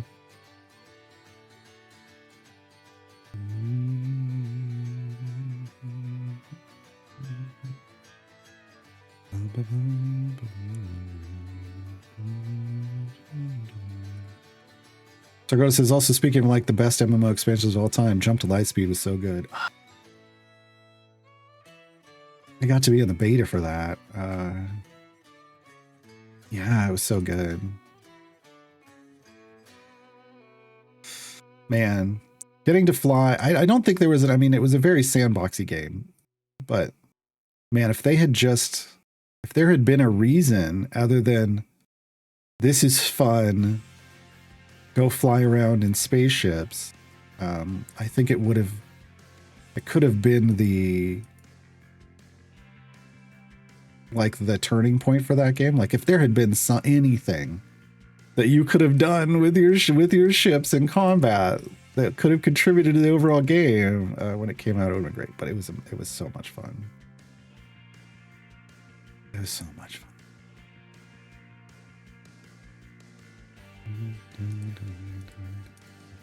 And you better believe I had a YT 1300 and I had all the ships. Yeah. That was obviously a chase thing. Like chase, get all the ships. Just like, you know, like in game trying to get Mandalorian armor. It was so much fun. Like think about this, folks. For those of you who don't know how Star Wars Galaxies worked.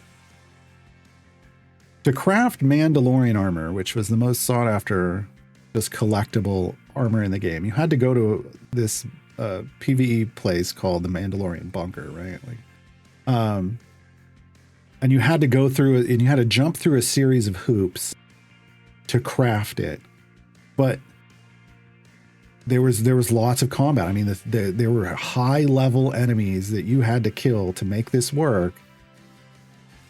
But you needed a master armor smith to do it. Folks, that meant you were taking a squishy crafter into a dungeon, because it wasn't like you could be a full combat character like MMOs nowadays. I'm a full combat character. I'm also a master armorsmith. No, that was not how it worked. You had to have a master armorsmith with you. So you had to drag a squishy through this dungeon and keep them alive through the whole they had to be crafting the armor while combat was going on around them. Oh, it's so good. Oh my god. Yeah, we don't, they don't do that stuff anymore. You just get to do all the things on your character. Yeah. And then the armor came out, and the coloration, like the color swatch, was random. You didn't get to choose your color, which meant everyone walked around like everyone would call them clown suits. Like people would walk around in full Mandalorian armor, but it was mismatched colors and pieces. Like the pieces were all different colors. Because it was, the first thing was, can you get a full set? Second thing is, could you get a full set of one color? Like that was, I never met anybody that had a full set of the same color. I just knew people that had pieces. It was so much fun. Yeah, it's an escort mission. It was an MMO escort mission, but instead of an NPC, it was a player. It was a player.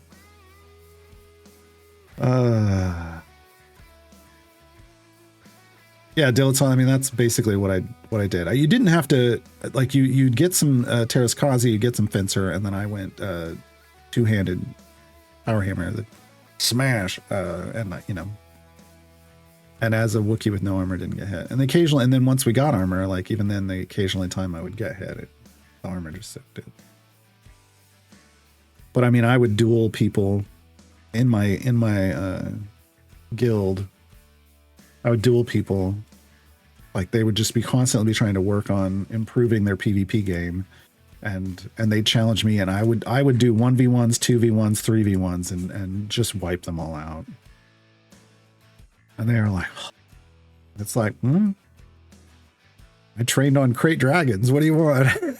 Like, you're just a little punk. Come on. It was fun. It was fun because you could just build. You could build towards that and spend your time investing. Like, you could build the right. You could build the right skills, but then it's like, okay. Then once they added in armor, like you could just improve your armor weapons to the point where, like, you're gonna wreck people if they come after you. Lincoln Rider says, one of the biggest regrets of my years of gaming is missing out on Star Wars Galaxies. It is what it is. I mean, there was a window where it was a lot of fun, and then there was a time where people said it sucked, but it was still fun. And then the new game enhancements dropped, and then that was like, I mean, we still played, but it wasn't the same. It was like a ghost of itself.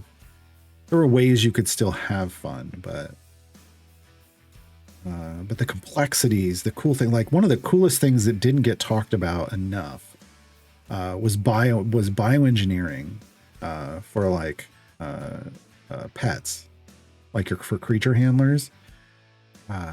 They did towards the end. When they knew the NGE was coming, so they started dropping updates that patched in the dreams that they had always had for the game, because they were like, we'd been working on this stuff, and then they told us drop it and go make the new game enhancements by LucasArts. So they just started patching that stuff in anyway, and it was some of the coolest shit. Like, you go take samples from animals and create creatures with specific traits and stuff. It was amazing. It was amazing. Good times, good times. Lincoln 06, thank you for the follow. Welcome to the Grudge Keepers.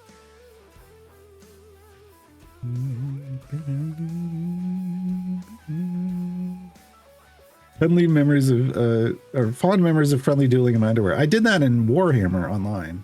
I would literally just, I would strip down to just a shield and an axe, and I'd fight people.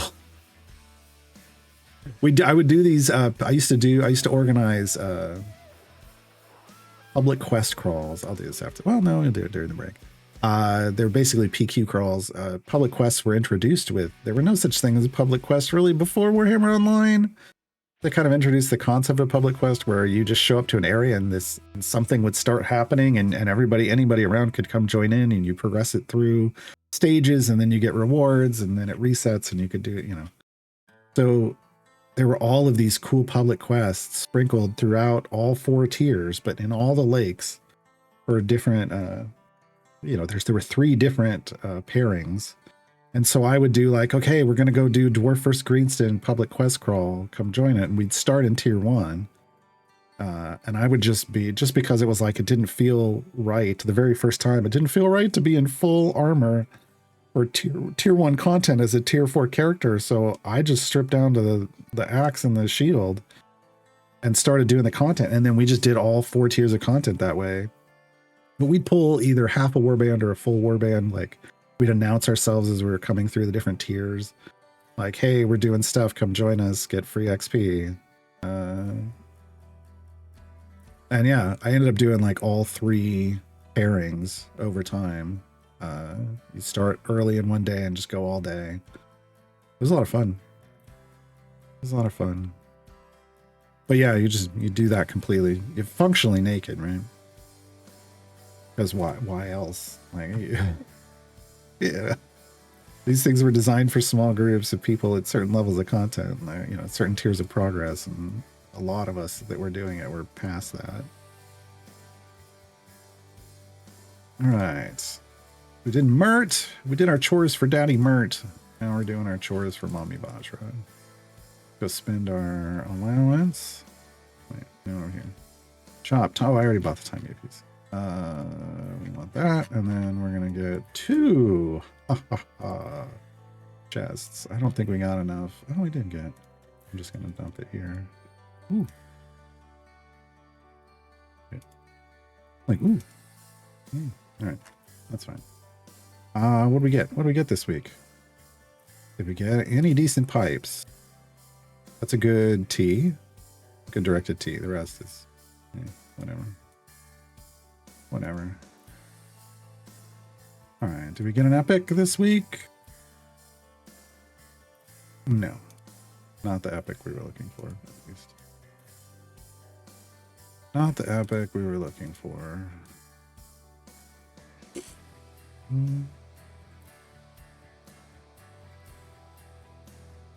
Imagine a new Star Wars game like Dune Awakening plus Galaxies, Crate Dragons popping on the sale like Shai-Hulud. I don't even know how you would do. I mean, the thing about Star Wars Galaxies is you went to lots of different planets, right?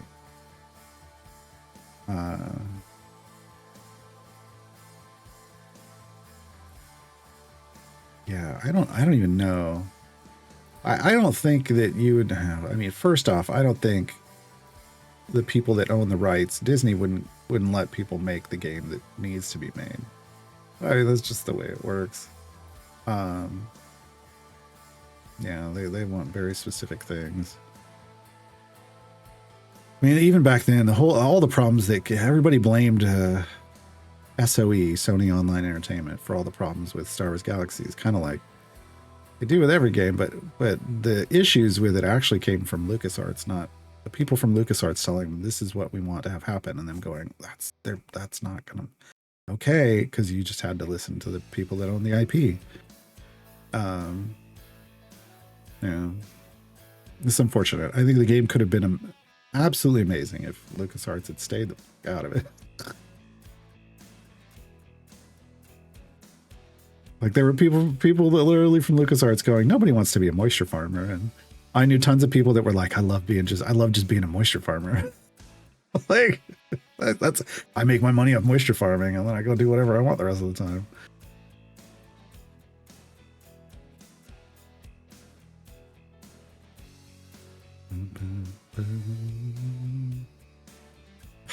Dilettante. They weren't strippers.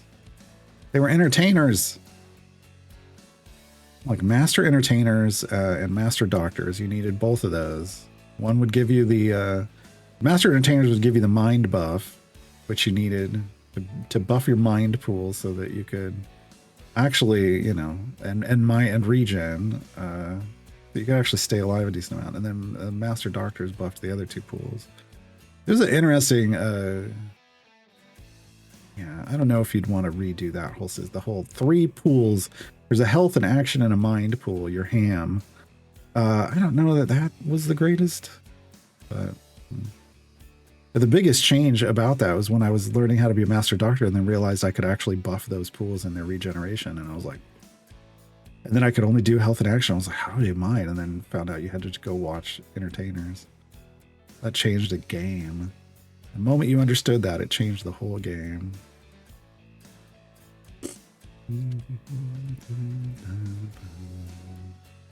See, crate dragons, there are 2 kinds. Lesser crates that are like sandworms. Yeah, I mean, that wasn't really how it worked in Galaxies, but yeah.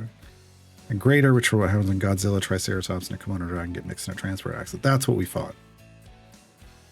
That's what we fought in Star Wars Galaxies. And there were, you know, there were juveniles and stuff, and but you wanted ancient crates because you wanted to get the pearls out of them. And it wasn't even guaranteed. They dropped other stuff too. That was just one of the best parts about. I can talk about Star Wars Galaxies forever. One of the best parts was how the crafting system was so integrated with loot, right? Like you could kill the biggest things to get the best crafting components to give to the crafters to make the best items in the game.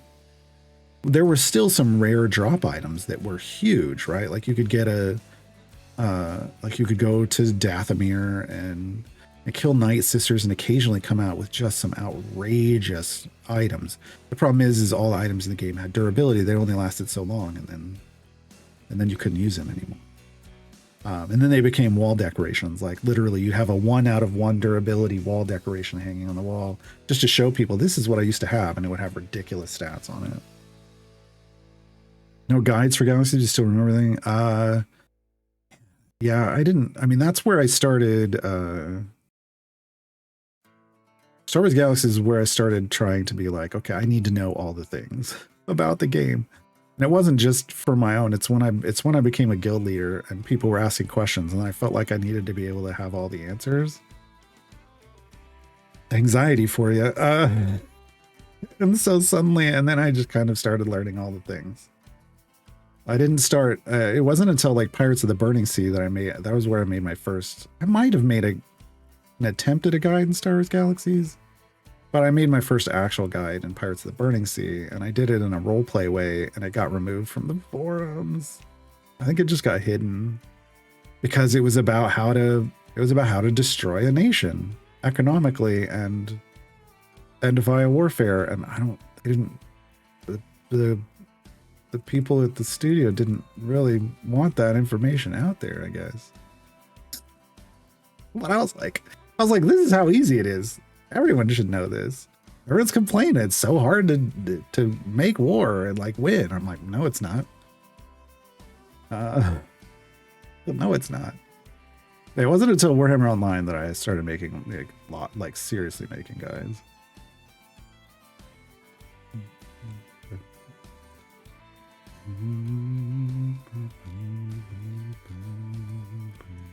Yeah, that was the thing. Sargo says, I got pulled into my first hunt when I didn't even have a single combat skill mastered. Yeah.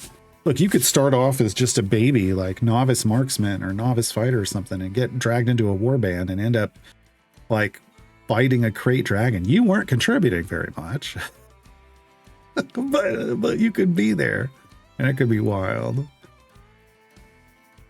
Night Sisters were the only source for the crystals? No. But if I remember correctly, they could drop some of the best. But you wanted pearls. There were some, well, maybe I know there was, because it wasn't just Dathomir that you went for crystals. There were other places. Maybe it was because Night Sisters were spawning there. That might have been it. Dathomir was definitely the largest concentration of Night Sisters. But yeah, the ancient crate dragon pearls were the best. Had the best stats for sabers. But even then, there was still a randomness to it, right?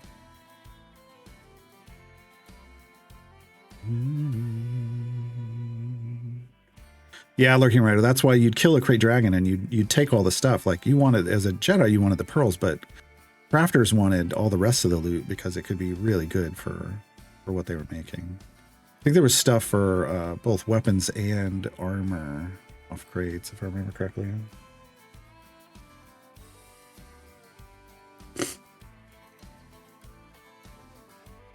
Yeah, crate dragons were basically Tarrasques.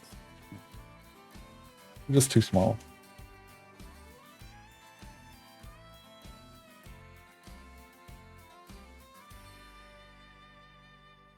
Yeah, the randomness, Dillasan says you could get some resources through drops, others through mining. Well, mining or just resource gathering, automated resource gathering. And the mining resources would regenerate galaxy-wide every couple of weeks. It was on a rotation. It was like they'd be there for a while and then the whole thing would get re-rolled. And the re-rolling, because resources had varying stats, like they would have multiple stats and they would get rolled every rotation. And be different. So you would have to go around the entire galaxy surveying, or have people surveying for you to figure out where what the best stats were each rotation, and then try to stockpile as much of it as you could. And every person had, like, every character had the ability to drop, like, was it something like 10 plots worth of like miners, like. So it was a big thing. Like, I mean, I originally got into resource harvesting because somebody approached me on Lock. They'd seen me around and they're like, "Are you running any harvesters?" I was like, "No." And they're like, "If you can, like, we will give you the harvesters for free. Like, we will give you all of these harvesters for free if you put them down, and then you just give us half of what, like, you put them down where we tell you. We'll send you a waypoint every week. You can keep half of the resources for yourself. You give us the other half. We're good. And you can keep the harvesters." Like, and I was like, okay. Because, you know, it was worth it. Like, if they wanted those resources because they were selling them. I wanted them because I was trying to become a master doctor. I needed Loki and wheat. So I used the other half to make my own stuff, and I didn't have to then spend my money and resources on making these harvesters. It was great. There were people who did that, and like that was the best way to get people to do it, because there were so many people who didn't care about harvesting resources. You could just give them free money every week. Like, they're like, whatever you want to. That basically, it was, they said half, but they were like, honestly, like, you can keep up to half, but ultimately, if you want to sell whatever you sell us tomorrow, you drop it off at this vendor, we pay for it every week. And that was the best. That was just amazing.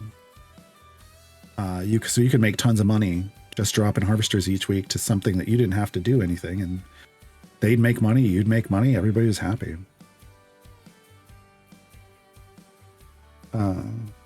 Eventually, obviously, I was like, "No, I'm good. I got all my own stuff, thanks." And they were like, "Okay," but they made so much money off me, they didn't care. Right? Everybody was happy in that arrangement. But the fact that stats rotated and it wasn't just a fixed thing was huge. It was a big something people criticized a lot, right? Because they were like, "Look, if you haven't been in the crafting game hoarding resources for a long time, you can't ever make the best stuff." And it's like, yeah, that's kind of cool, right? You know, long term investment, long term gain, like,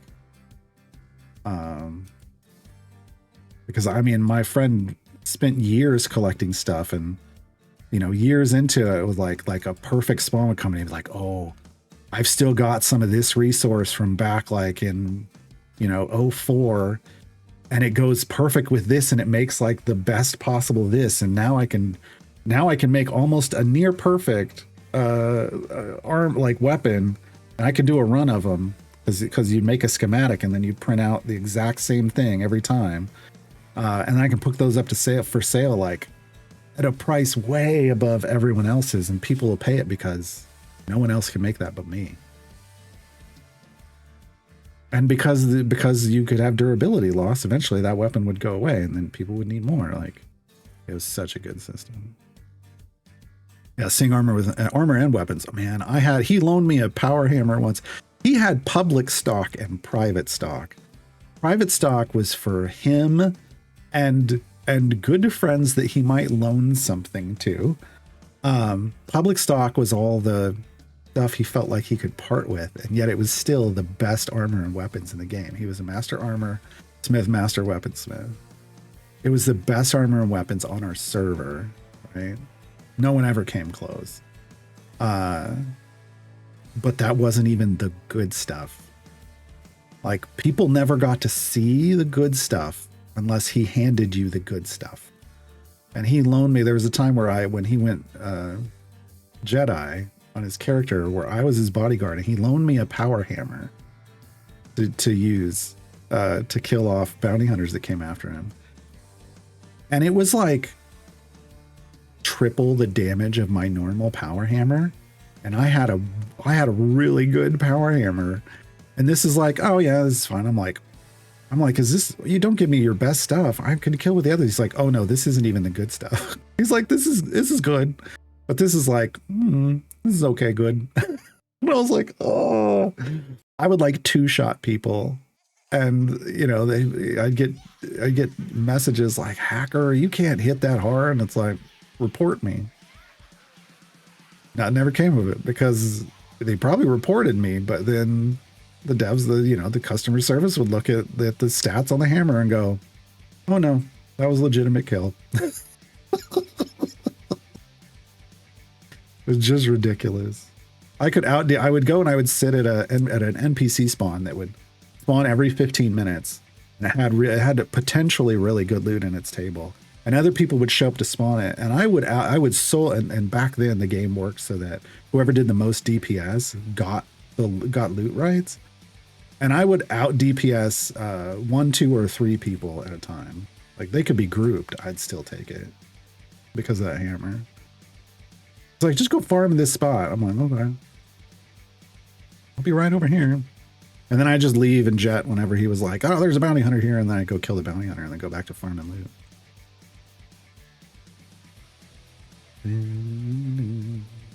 And this is why Auto Champions is a good game. Hope that helps all you new players. Yeah, lurking right back.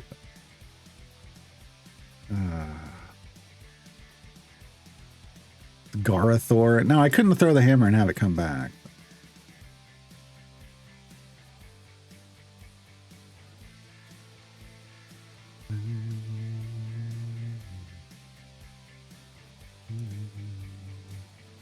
Announcements. Oh, the variants are out. Okay. Let's go look and see. Now, they said, like, capstone. It is. So they did capstone Vecna out. That arc has a capstone that rewards 5 Modron component chests and 1,250 corrupted gems. There's no evergreen fee, though. But they did capstone it, so hey, go get yourself 5 Modron component chests, I guess, if you want to finish the whole Vecna story arc. And that's in the Sword Coast Vecna story arc. You got to do all the variants.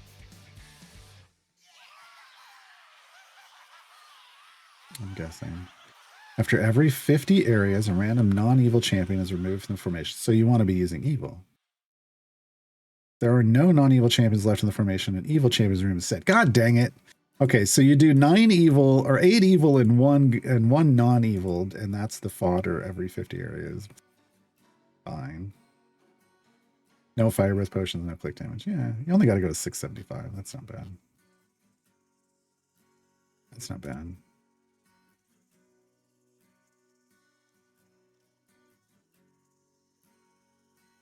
But yeah, so much about that game was like, you know, if you were wearing like perfect armor and had perfect weapons, you could get into a fight with people and they'd think you were hacking.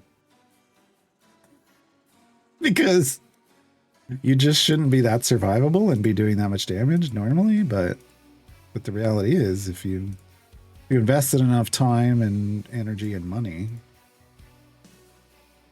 you could be functionally invincible. Well, not really. You could die to enough people, but it's like that's long-term progress, or just tons of well, You couldn't really do tons of money because again, people didn't sell that stuff.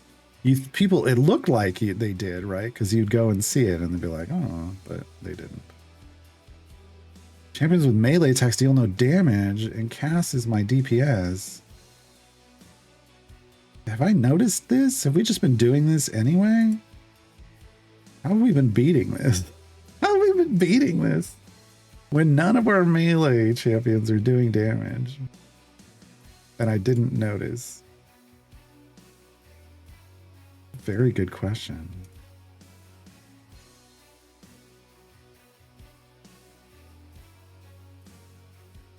Is it... King of Shadows should be melee and magical. But its triggering is 0 damage just because of the melee tag. I don't... How did we beat this with our other two? This shouldn't have been possible. In reality, this shouldn't have been possible.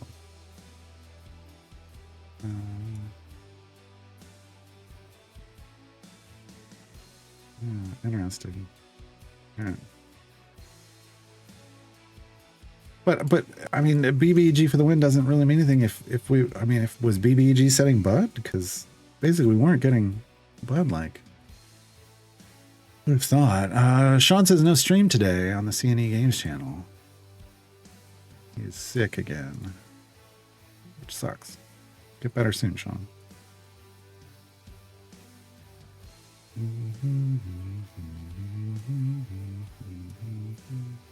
All right, anyway, we'll see what happens. Shop, time gate piece, Modron chest, perks. Put it over here. Let's see what they gave us. Survey says, that's not bad. Single functional piece. A single design. I mean, the others are fine, but you want good directed tees or a good directed cross piece.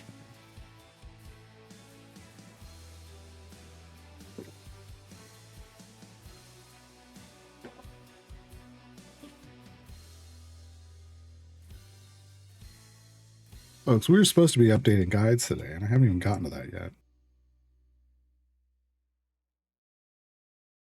I really wanted them all. I really wanted them all updated before next week, but I don't think that's going to happen. It might still happen. I have to do some updating in my off-stream time, I think. I think that's what's going to have to happen.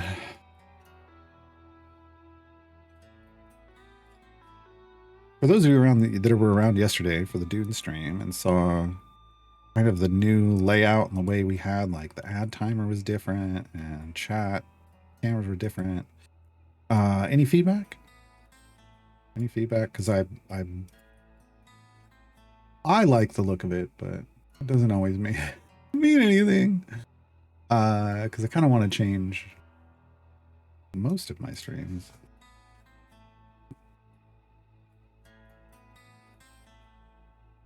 I think the changes to, like, the lizard and a lot of the sound alerts changes, those are for everything. There's no, that is just the way it is. But there were stream specific changes, so.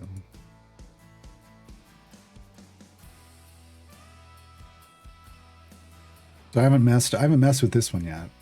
This one's gonna get changed too. I'm just not sure how yet. The problem with Idle Champions, the problem with streaming Idle Champions is that the game doesn't really have space that isn't being used for something that I might have to talk about or point out at some point. You know what I mean? So, like, that's why initially I did it like this. I've ever since the beginning, I've had the game in its own little window and everything else separate, because the moment you put a webcam over the client somewhere, you're potentially hiding stuff that you might have to point out, and it get frustrated. I don't want to hide stuff. But yeah, it may still happen. I gotta come up with the answer. I'm thinking like 2 different places that a webcam could be, and I could always just swap if I need to show one side or the other. The webcam where the ads come in at the top. Oh, but then the webcam is tiny, and I could do that. But that's a tiny little webcam.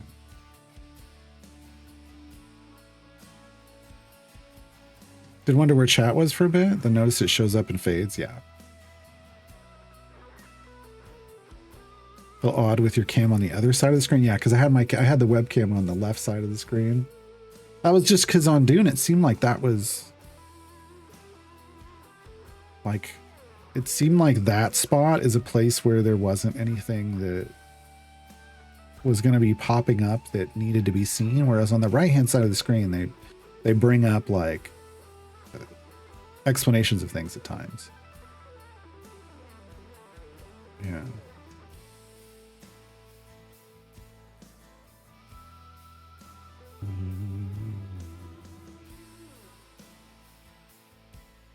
There's a spot right in the middle of the screen that does nothing useful. Oh, you mean like right here? Oh, not always. Sometimes there's enemies sitting right here.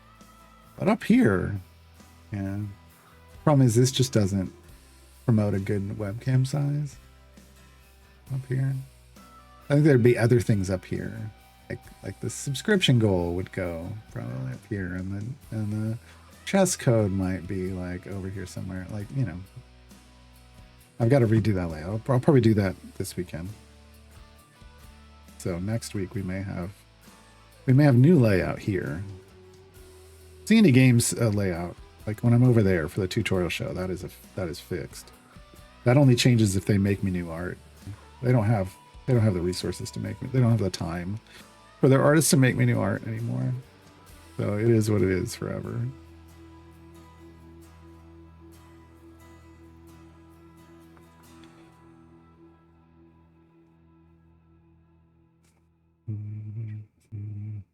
Oh, we got more than enough gems for another notary pop. Come on.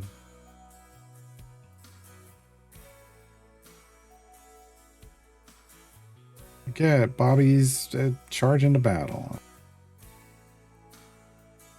Okay. Burn all of these. Now the event is over, so they just turn into there it is, generic event tokens. Stored up for the next event, and then when the next event starts, which is Fleet's Wake, they will turn into Fleet's Wake's, whatever Fleet's Wake's token term is. They will automatically become.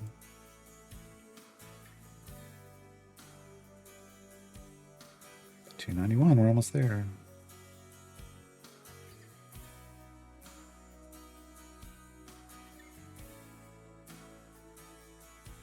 I think like on this layout, I think you could do, I think like the camera could be here, but if we shrink it, hey, something more like this, like over here, isn't the worst, right? If it was a full screen thing, but then I make a version where I can hit a button and it like shuts this camera on. Ah, dang it. It's not clicking on the right layers. And then turns it on over here so I can like point out something on the right hand side of the screen. Like I think there's something there. But I gotta mess with it. I just don't think, you know, super tiny. Up here, this would have to be like, I mean, I think there's a lot of people that would be fine if that was how big I was. They're like, I don't have to see him then. Right, if this was it. Obviously the screen would like this, the game screen would fill the whole screen. It would be a little bit bigger. But it's funny though. It is funny. Like, what's up this week in marketing? It's Garwar. But there are sometimes when I need to be like, even there, sometimes you need to click on that box to show people, hey, click on this up here. Ah.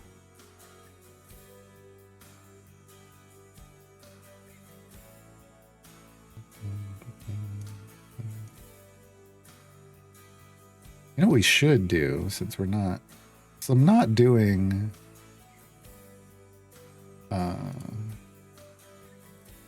I'm clearly not updating guides. Like I was supposed to. We should picture-in-picture. The most important demo out right now. Slowly sliding ducks, folks. Slide on in. At your leisure.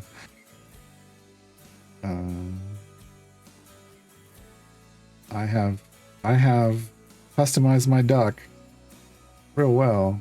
I got the pirate hat. I got a pirate parrot. I got little glasses.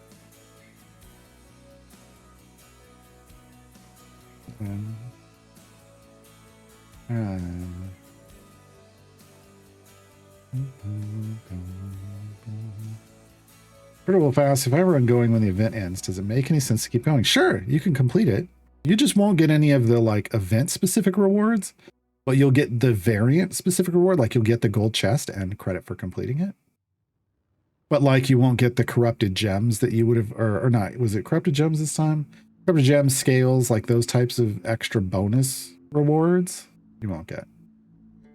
But it could complete a tier for you, like that kind of stuff, right?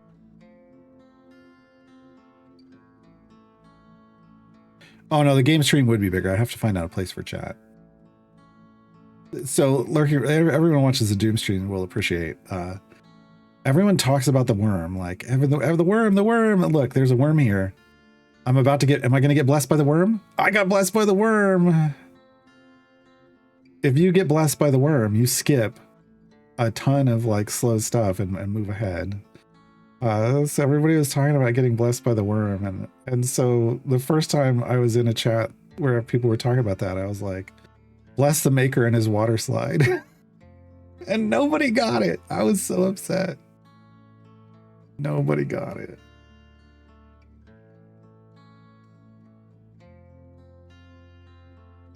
But yeah, Slowly Sliding Ducks has a worm, has a maker and his water slide. I'm actually doing pretty good. I'm in the lead at the moment, folks. I'm in the lead of this race. Ooh, that was a good fling. Oh, and I just blocked them. Oh, huge. Neck and neck. Neck and neck. Beak and beak. Beak and beak. Oh no, I think I'm gonna get bounced out. Oh no, I got the good bounce. Got the good bounce. Come on. Oh no. Oh no. Ooh, he got me. Second. Cut you. I've cut you. We got one more place. I could pull ahead. Nope. No. So close. So close. We got second place. Slowly Sliding Ducks is the best.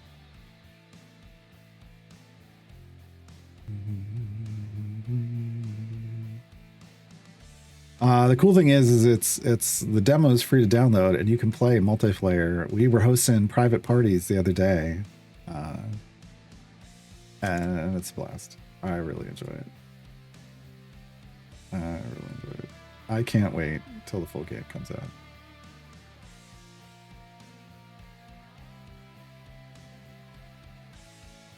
Clearly what Idle Chambers needs is more ducks. I mean, more ducks is familiar. Where's the crossover?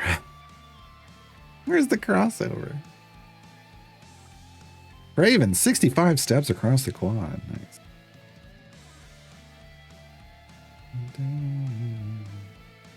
Oh, Sargoto. Oh, why? Bless the maker in his water slide. Bless the slipping and the sliding of him. He doesn't do the slipping and sliding. He just sits there. But yeah, there's two different kinds of slow races. The slow race is the one where you get the most points for either coming in first or last. Um, and one is the worm. One, everybody talks about the worm, and the other, everybody talks about the orb. And the orb is basically a black hole that you're becoming one with. That's what's drawing you down and where you end up. Slowly sliding champions, aka how I view the game on the potato. Yeah, probably.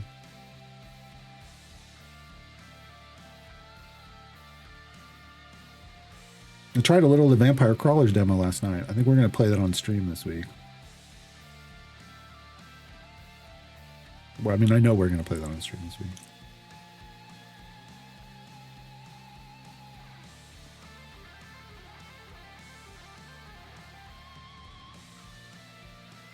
I will just restart from the beginning.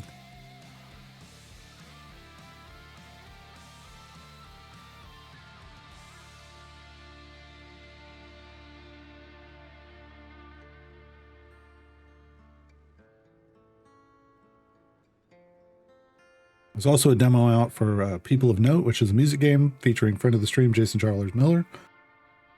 I recommend trying that one out. I haven't gotten to play that. I haven't sat down and played that one yet. I figured we'd just play that one on stream at some point. And then Without a Hitch has an actual demo out now. So. Oh, the maker blessed me again.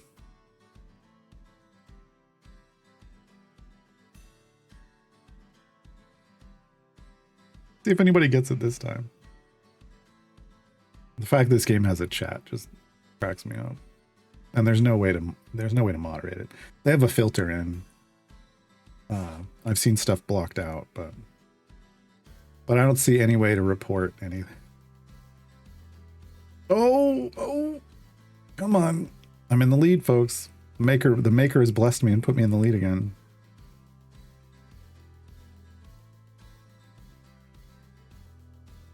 Assistic, if I'm trying to get a few epics for just one event characters, it makes sense to keep doing time gates for the 3 gold chests. Is there a better way? There isn't a better, I mean, so with time gates, you need to pick 3 champions that you're trying to get epics for and do them in a rotation because of the way time gates work. Every time you choose a time gate, the area goals go up by 50. But every time you choose a different champion in a time gate, the area goals go down by 25. So in a 3 champion rotation that you're trying to get gear for, you keep the goals at 50 and 75. It just makes sense. So yeah, that is one way to chase them. The other is doing patron stuff to get patron currency. I came in first. I won on stream. That's one of the ways. That's one of the ways is to just rotate through time gates. Absolutely. But patron chests are another way. They're not targeted, but you know, when you get to a point where you have more time gates than, like, you have the teams that you kind of want, like your speed team, your pushing team, and your gold farm team are all pretty good, and you've got swaps for patron stuff. You don't have to be chasing and unlocking champions with your time gate pieces. You can be gearing them up. That's what I'm doing on this account. We're doing a rotation of 3, Kazrin, Sentry, and Eliwick, trying to chase Eliwick and Sentry, speed items specifically, and just any Kazrin epic, right? So that's what I'm doing in my time gate piece on this account currently. But I'm also opening patron chests whenever I can. Which, did we did not. I bought that. I didn't spend the extra on. There we go. I was like, I didn't open a patron chest for Vajra. No epic. But we'll get one on the next week. So yeah. There isn't a better... events are the best way to gear up a champion. But then a combination of time gates and patron chests are the next step. Yeah. Isidore says Viconia got nerfed? Not that I'm aware of. Yeah. Oh, now we're on the orb one. It's the space one that ends you in a black hole. You can get abducted, ABDUCKTET on this level. I've said that in chat many times. You get abducted by aliens, and the aliens either help you or hurt you. Depends on where you get abducted. you can get abducted when you're behind and they take you ahead, and you can get abducted when you're ahead and they take you behind. Yeah. I noticed that about the area goals makes sense. Yeah. The rotation are good. Hank's giving me so many time to get pieces should be no problem. Yeah, I mean, as long as you have your other teams built out. Like usually we race towards building the teams, your 3 functional teams out first, and then go from there. Am I gonna get? Oh, there's the aliens. Rotating around. Are they gonna get here in time? Abduct me? Ooh, ooh, ooh! Am I gonna be in the right space? Nope, nope. I'm too slow. Oh, they got Lorenzo. No, they got somebody else. They did get somebody.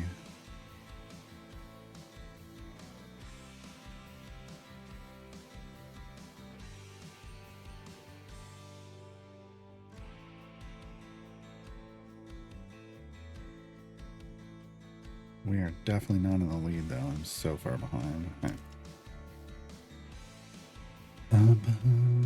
Sargota says, I really enjoyed when I was chasing all my epics and making a list and figuring out the average patron chest need to fill out all the missing epics. Yeah, I mean, I made lists and then tried to figure out, like, okay, so if I, because you can put in a feat that qualifies you for patrons, right? If they have a stat feat. So take those feats out, finish a single patron, and then just slot a single champion in, and that's the only person getting epics from that patron anymore. That was a fun way to do it.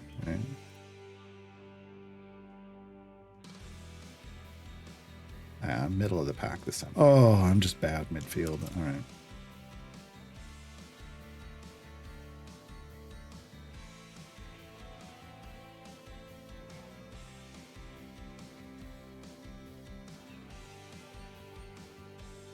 Effels asks, next week would it be good to gear up champs I have low geared?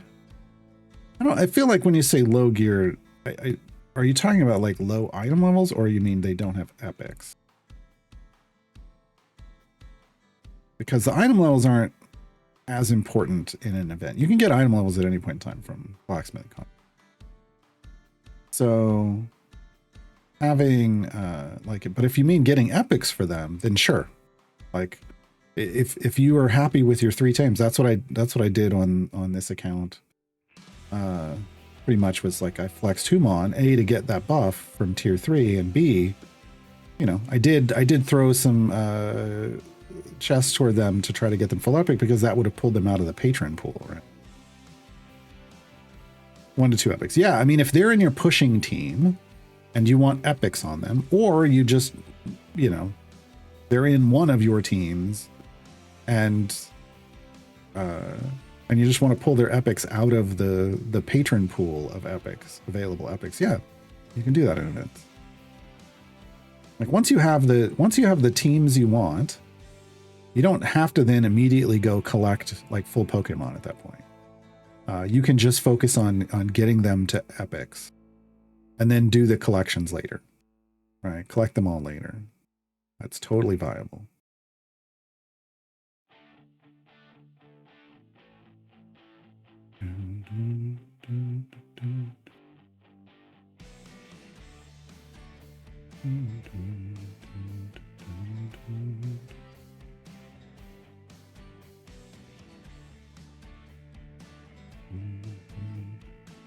Here's the orb.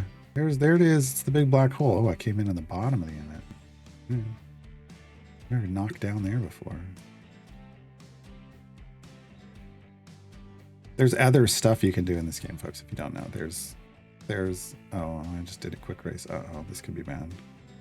But there's oh no, it's red light, green light. Oh, I accidentally went into red light, green light.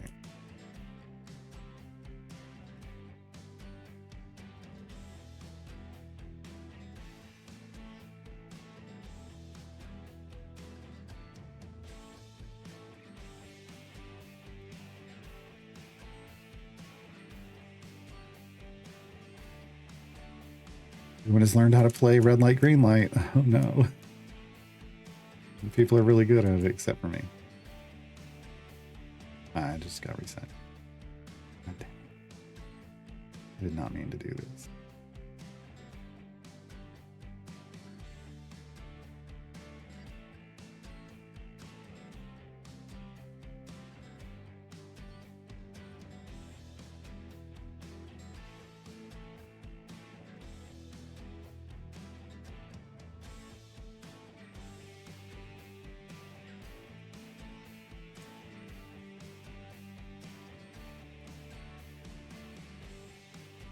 Not fair. I was on a slide. How am I supposed to come to a perfect stop?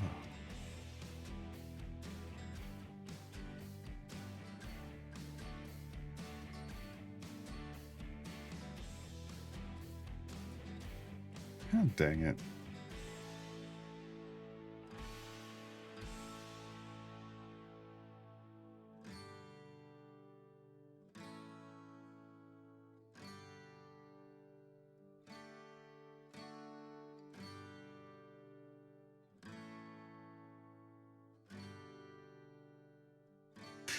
I'm gonna run out of time. I'm last across the line. Am I last? No, 13th. Okay. Good. Where's the custom race? So there's two different kinds of slow races. Again, the worm and the orb. There's shark ducks, where sharks swim around and try to swallow you. There's pass the bomb, where basically you've got a bomb, you got to pass it until it blows up. You don't want to be the person holding the bomb when it blows up. Sumo spray, where you're doing like a sumo fight, but with spitting water out of your mouth, like a water gun. UFO lights, which is, I think they come around and they pick you up. You got to be the last person alive. Pop the ball, where you're kicking these like beach balls around into cactuses and earning points. There's an ice track, which is racing on ice, but with you fall off the sides. It's rough. Statues, which is red light, green light. And then turbo soccer, which is basically you're playing foosball, but you're running around with the ducks. Great. I can't wait till this game comes out fully.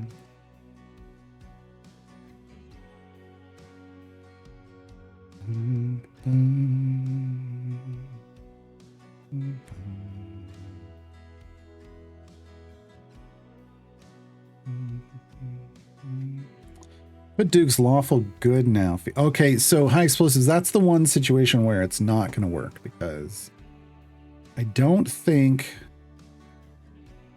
lawful good apply. It's just the stat feats that can get you into the chest pools, because lawful good just adds lawful good. I don't think it takes away the neutral, right?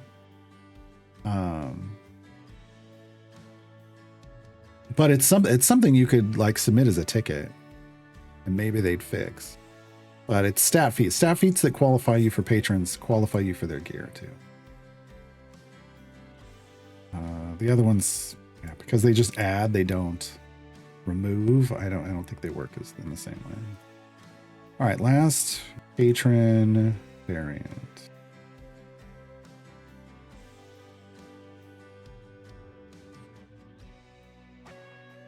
That means we can go pick up Uncle Strahd's stuff. There we go, and we get 2 more chests. Yay! What did we get from Uncle Strahd? Ooh, we got our 3-in 1-out cross, directed cross. That's a good one too. It's out on the top.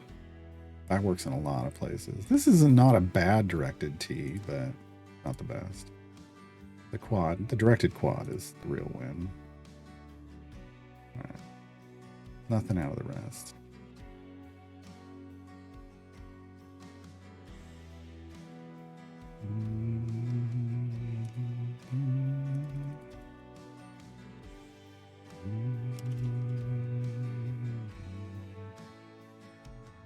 I'm surrounded by a bunch. Oh, we're coming up on the worm. Praise the maker. Bless the maker in his water slide. No, I gotta go. You'd have to go in between them. I can't go around the outside. Yeah, no, I'm missing. Oh, I wanted to go with the maker. Is anybody going there? If no one goes in the maker. No, somebody got blessed by the maker. I was like, I'm currently ahead if nobody gets blessed by the maker, but I got.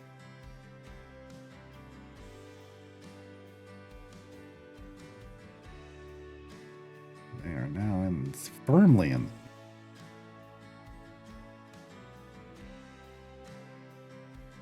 I want more of these slides from this game though, like where it's just these races.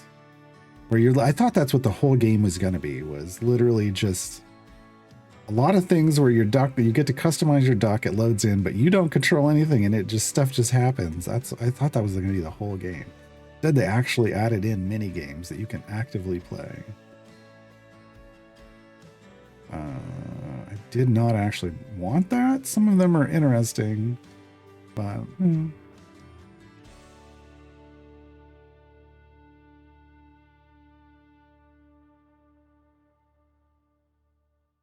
Oh, I'm catching up to the leader. The leader of the quack. Oh no! The leader of the quack. Why didn't I think of that sooner? Why didn't chat think of that? Come on. It was right there.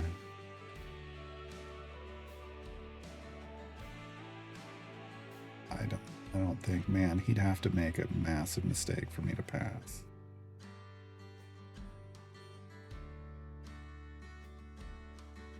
No, I got hung up. I'm getting passed. Oh God, I got passed by somebody else.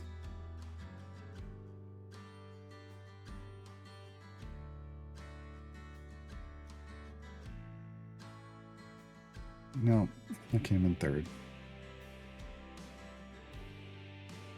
Damn it.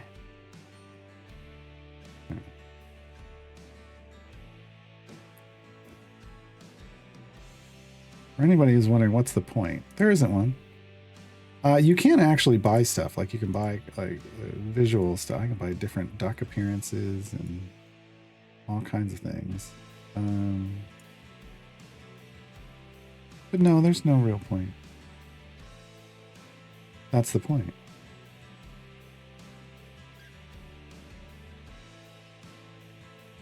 Ooh. I've got enough now. I've almost got enough. Change my duck appearance. Would we want to do the gold duck? Why is there a higher level? Oh, he's got swim trunks on. The Turbo Lento duck. Yeah, okay. I feel like a parrot duck with a parrot on its shoulder is prime pirate. I think we got to do that. We got to win. We got to get a couple, like I think 100 more currency, and then we'll be fine.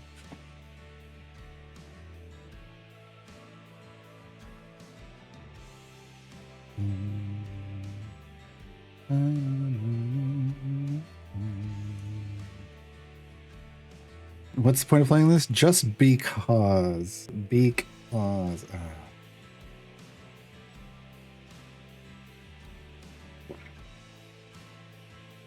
Yep. It was right there. It was right there. It was right on the front of my face. All right, Shevik, thanks for hanging out.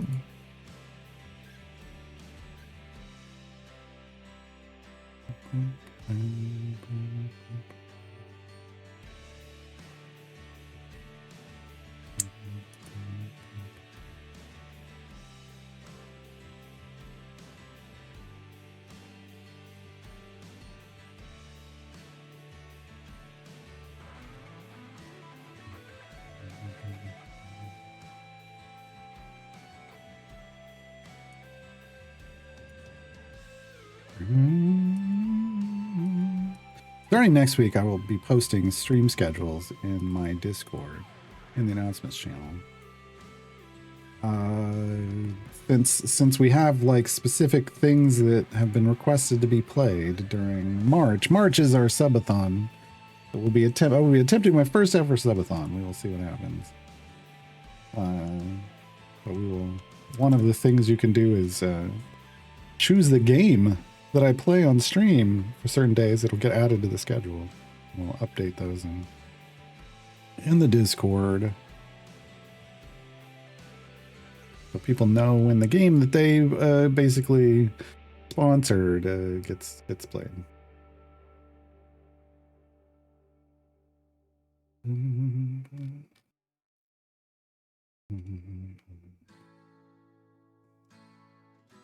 Did I just get? No, okay. Like, did I just get abducted? No, we're coming up to the abduction zone. Go around. Okay, so it's not going to make me faster. We missed that part. Oh, no. It's going to be too slow for it to slow me down either. Remember, you either want to come in first or last on this. Nope, I didn't get abducted.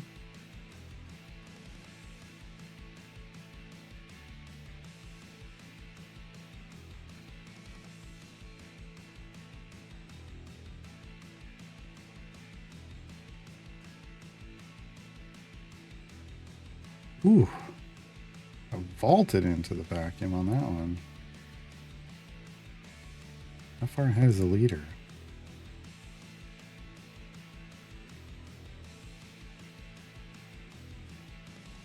Am I the leader? Oh, I'm up there.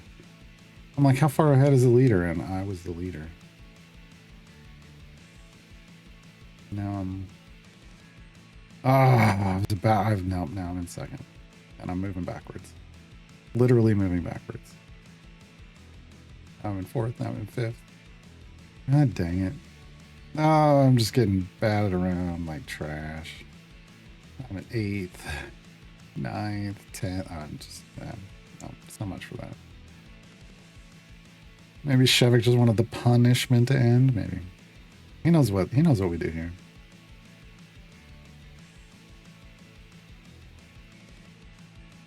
Regarding my choice, if you don't want to play that on stream, swap out Baldur's Gate 3's Karlach with a caveat. You have to have Gale in your party always and not just him lending a hand. Hold on, now I'm like, did you add, hold on. Thought. Now I've got to see my list. Oh, because you had said dispatch, right? Okay. Otherwise, Baldur's Gate 3. We'll figure it out. I will make a decision soon. I still need Valdemar to tell me what game they want me to play. Oh, I need to put the list, I guess. That would probably help. And Bayushi Akira needs to tell me if they want me to do if they want me to play date everything, or if they're just okay with a blueprint or a blueprints run. We'll do date everything. Yeah.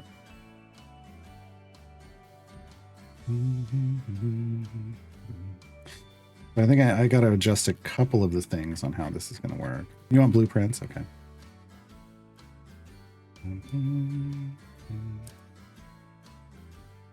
All right. I got just a couple of things on how this is going to work, because I think I've decided to put a bit more randomness into some of this. So we'll see what happens.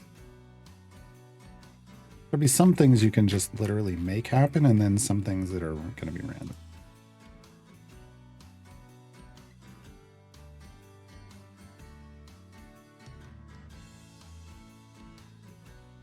Yeah, I mean, somebody last time was talking about Dispatch having some strange content in it. I will check it out. Otherwise, I'm always up to play Karlach and Baldur's Gate. That's why you had second thoughts on date everything. Okay. Yeah. As long as we know what's going on and we put warnings on the stream, it isn't always that bad, but... Ugh. Got clocked again. I'm like firmly in the middle. Ugh. Ugh. Right. The orb, the orb. I want to be one with the orb. 8. Yeah, firmly in the middle. All right, we have enough now to go to the shop and become a parrot. That's a pirate. Do we want to just be the red parrot with a red parrot? Yes. Yes, we do. All right. We're a red parrot we're the red, yellow, blue parrot with a red, yellow, blue parrot on our shoulder. And a pirate hat on.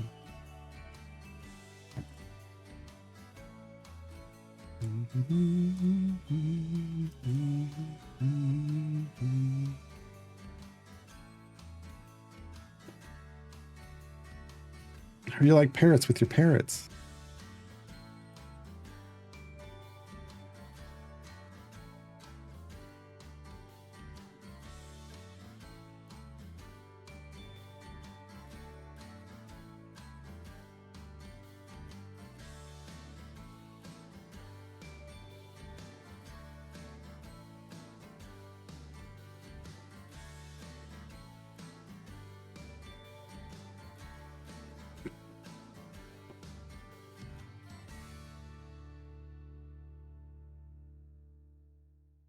Then we're going 725 on this one.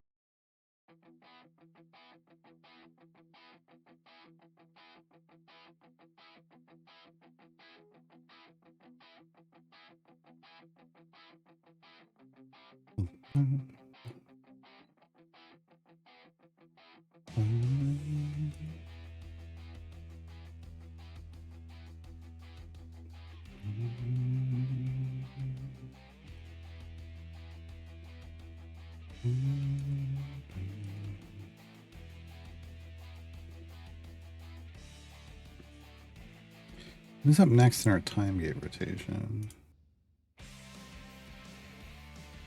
Not Catherine. Sentry. Sentries, okay.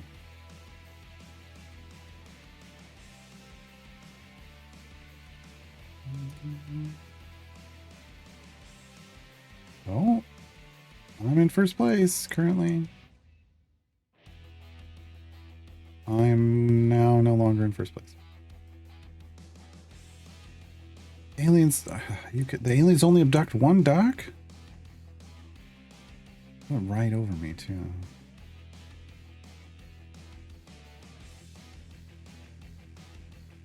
That's unfortunate. So much for being in first place. Oh, now I'm moving backwards again. Great. Oh boy.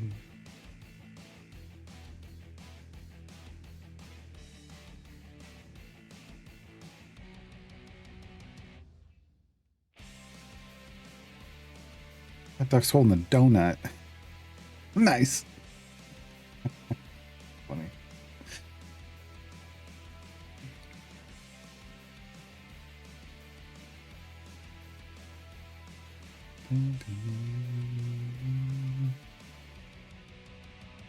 Just getting passed by everybody.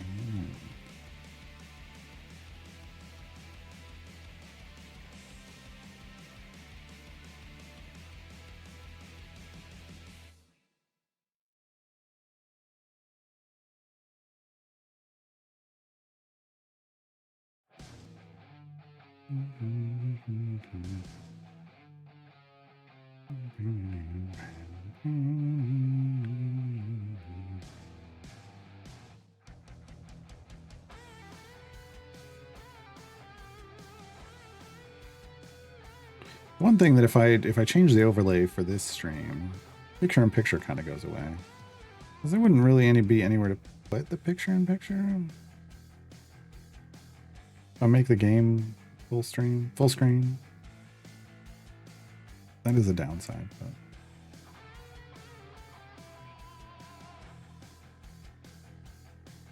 wow, I'm so far behind the leader. I can see them way down there. I can't even read their name. I can just barely see their name. All the way down there. Good lord.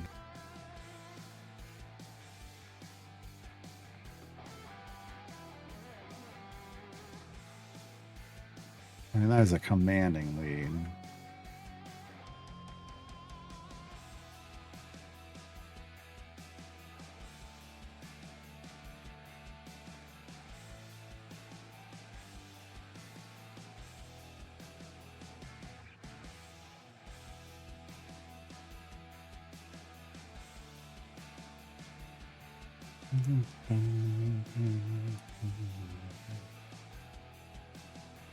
Yeah, I don't even pay attention. Like we're doing some Zerial challenges, but I don't know what they are, and I don't care. We got 390 more currency from Fiends. I didn't look at Strawn's perks. Buy anything? Oh, we got one more purchase there.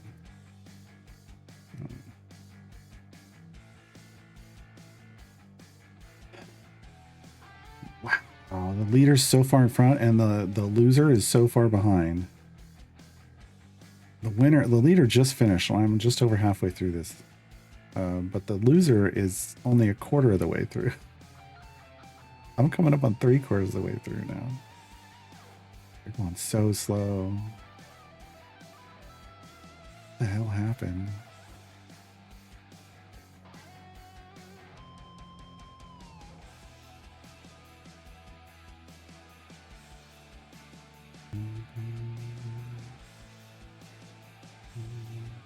I'm in 12th place.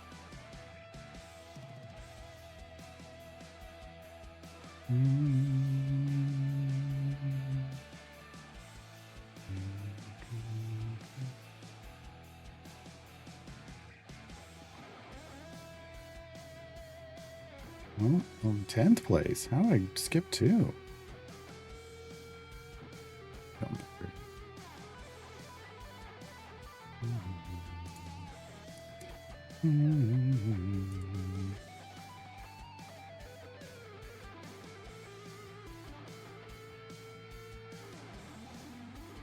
Worm race, worm race. All right, we completed Welcome to the Rocks for Zariel.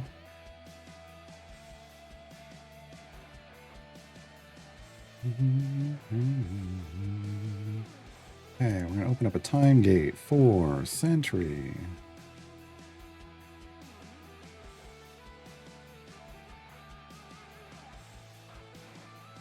I'm not even gonna.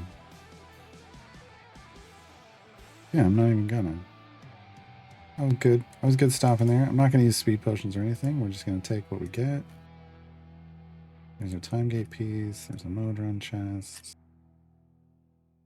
1 patron chest.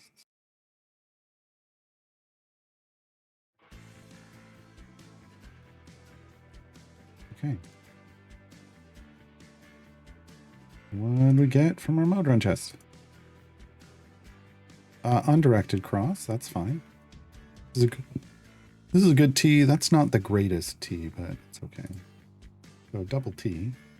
Undirected cross on a double T. No epic on the patron chest. Womp womp.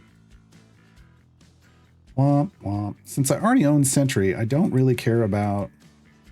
And she's got, you know, a couple hundred item levels. I don't really care about the silvers, so all I care about coming through here are the golds. So I just want the 3 golds as quickly as I can get the golds.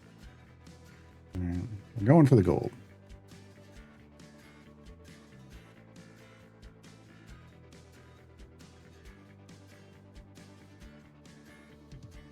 I'm amazed they never had like Olympic theme skinned, but I guess there aren't an Olympics in the Forgotten Realms.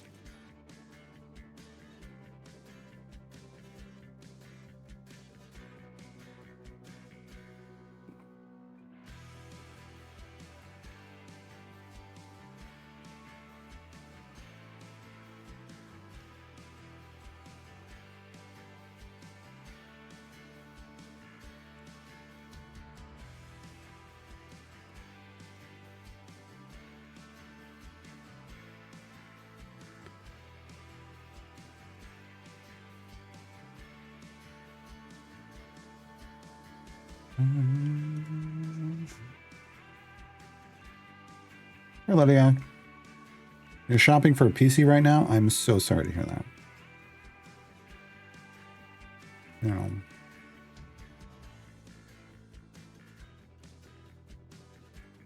Is there a way you could not do that? Probably be better.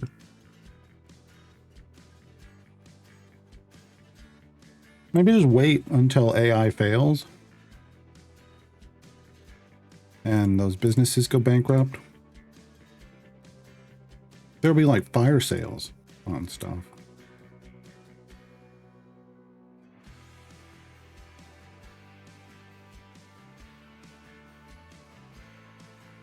Got a free chest? No epic. First Sentry chest, come on, epic. Nope. I mean, if you can wait, I'm just saying. Otherwise, yeah, it's going to be outrageously expensive, and I feel bad. I feel bad.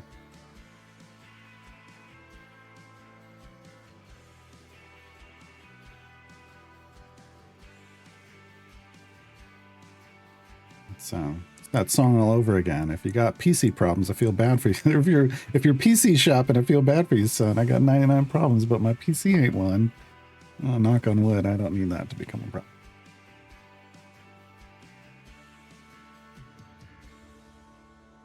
Yeah, I mean, anything used, maybe. I mean, people are still going to be marking it up, but... Yeah.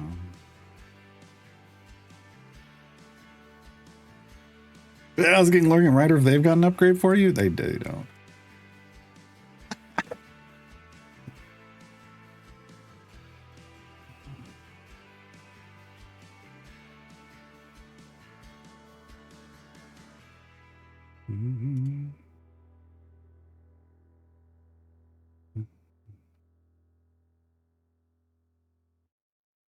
I saw somebody commenting that their RAM, like the RAM they wanted, was going to cost $1,000, and I was like, "Oh, what fresh hell is this?" Like RAM was always the part of a PC build where I was all like, "Oh, I can overbuy here because it doesn't really cost me anything." Not anymore. Not anymore.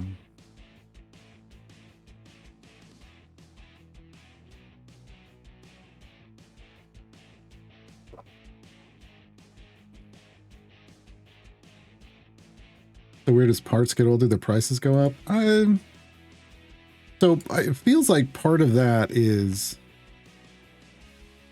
for people that are trying, like that have a PC that's older and it works just fine, but like one part goes bad and they want to replace it, but they're not, those parts aren't for sale anymore. There's a demand, right? There's a demand. To a certain degree. To a certain degree. Especially if it's like, oh man, like certain businesses have kind of built themselves into a corner with like software solutions that are specific to certain operating systems, and then you need a computer that can run that operating system, and that's old, and like getting those parts, good luck. Oh yeah, the pre-built market's going to be ridiculous because they're having to pay those costs too.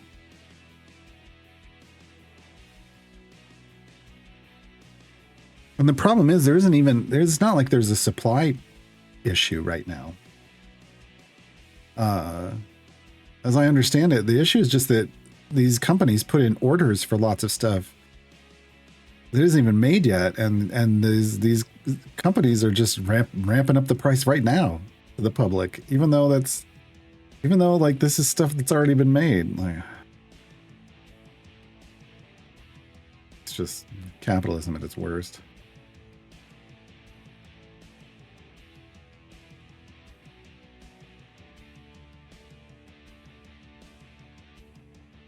But yeah, I've seen people say, we're sold out of this product for 2026. It's like, it's February. What are you talking about?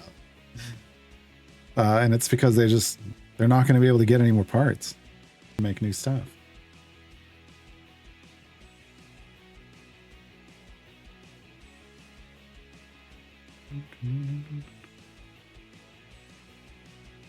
Wow, what is going on? My duck just, okay, it froze. Okay, we got reset.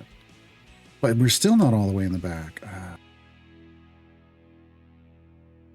Where is the biggest loser? They don't seem like they're moving at all. I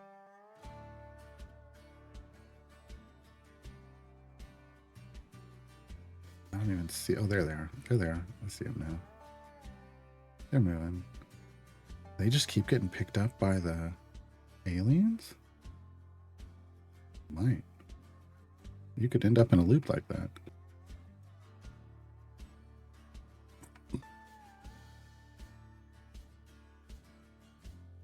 RAM is traded on futures market. It's a commodity that fluctuates in price. That's stupid. That's ignorant. Let me put it that way. That's ignorant.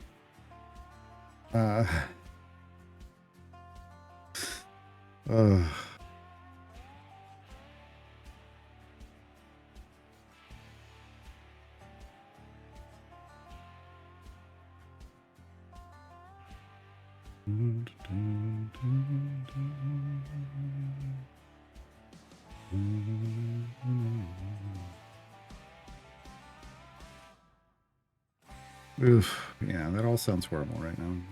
I don't know. Random access pricing, that's basically.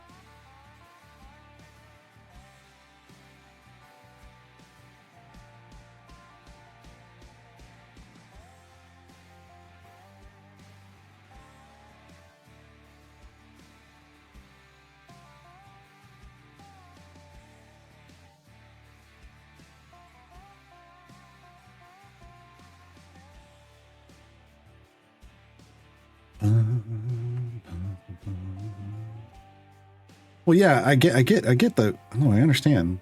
They're not out of supplies yet, but they will be. But look, you already made the thing for a cost. There was no reason for you to change your price yet. That's just being a jerk. It is.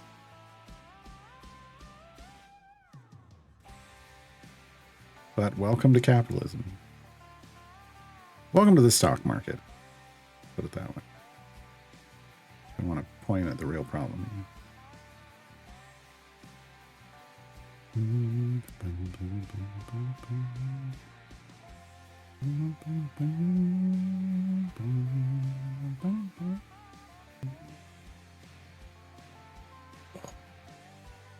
I gonna miss? I did it. I missed all the planets. Didn't help me. Still 12th.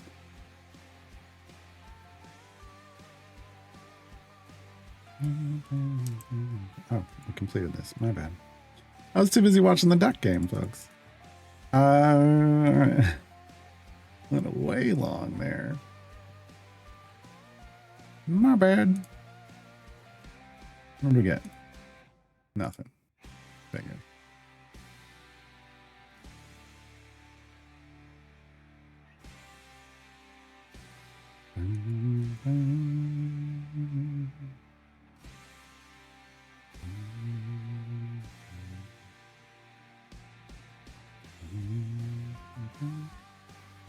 I'm up to level 14 in the duck game. I don't know what the levels do. Yeah, I really don't know what the levels do. Whew. I'm glad I know what the mute button does. What if I get some money from all the spare but dead mobile phones taking up space in drawers? I saw some stupid article. It wasn't stupid, but it's like about somebody who broke down all the pieces and smelted out all the gold and made of all these old electronics, and then from the tiny little amounts of gold in the connectors and stuff, and then made their own gold bar. I was like, no one has that many. No one has that many extra pieces. But hey, you know, maybe you can get some money that way.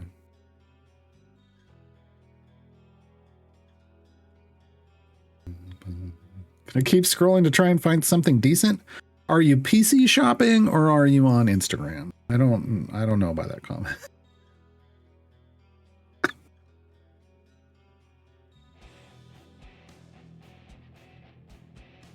Good luck either way.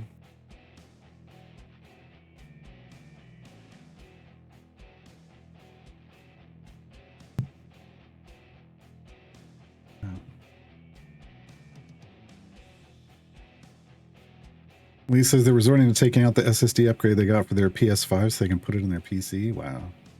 Yeah. Yeah. I mean, if I needed storage space, I've got older computers. I could get it out. All right, then we're done. We did all three of the other things for Sentry.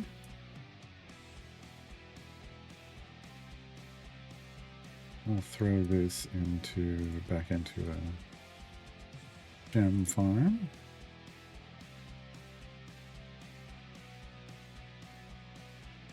Open this last chest. Come on, Epic. Nope. Nope. All right. We are up to 4 time gate pieces again. Let's throw in Hank. Maybe he's got some more time gate pieces for us. What's he at? 91 out of 93. He could get us 2 more. He could get us 2 more today. We could run another time gate for somebody else.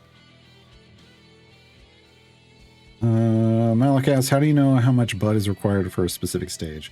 There are some people that track that, like they've got, you know, spreadsheets and stuff. You can look like if you're in the area, you can look and see like area-based monster health down at the bottom left of this tooltip pops up. There, it's also, if you turn on one of the settings, you can hover over an area and see.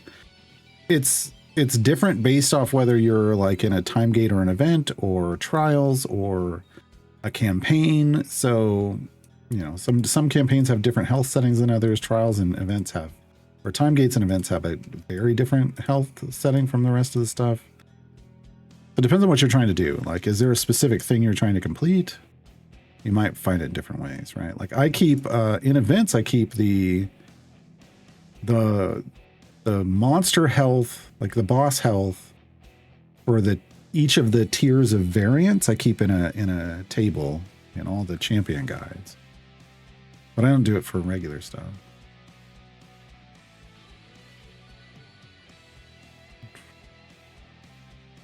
Like Commander says, I made 250 pounds from a rubble bag's worth of copper piping back in November.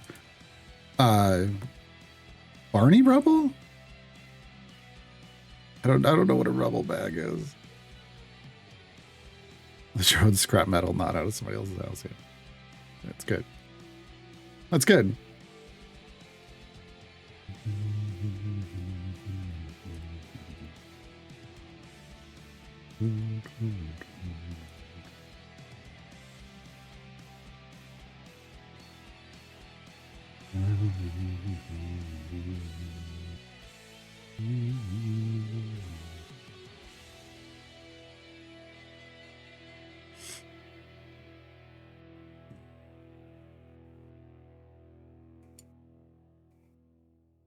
Oh yeah, even then, like going past 2000, things might scale differently. I don't know.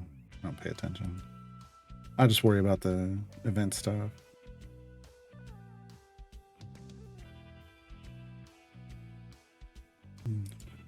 I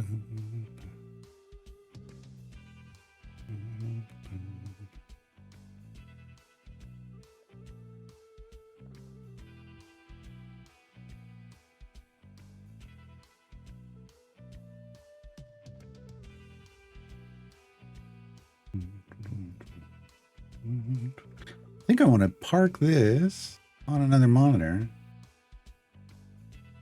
And maybe we play some vampire crawlers.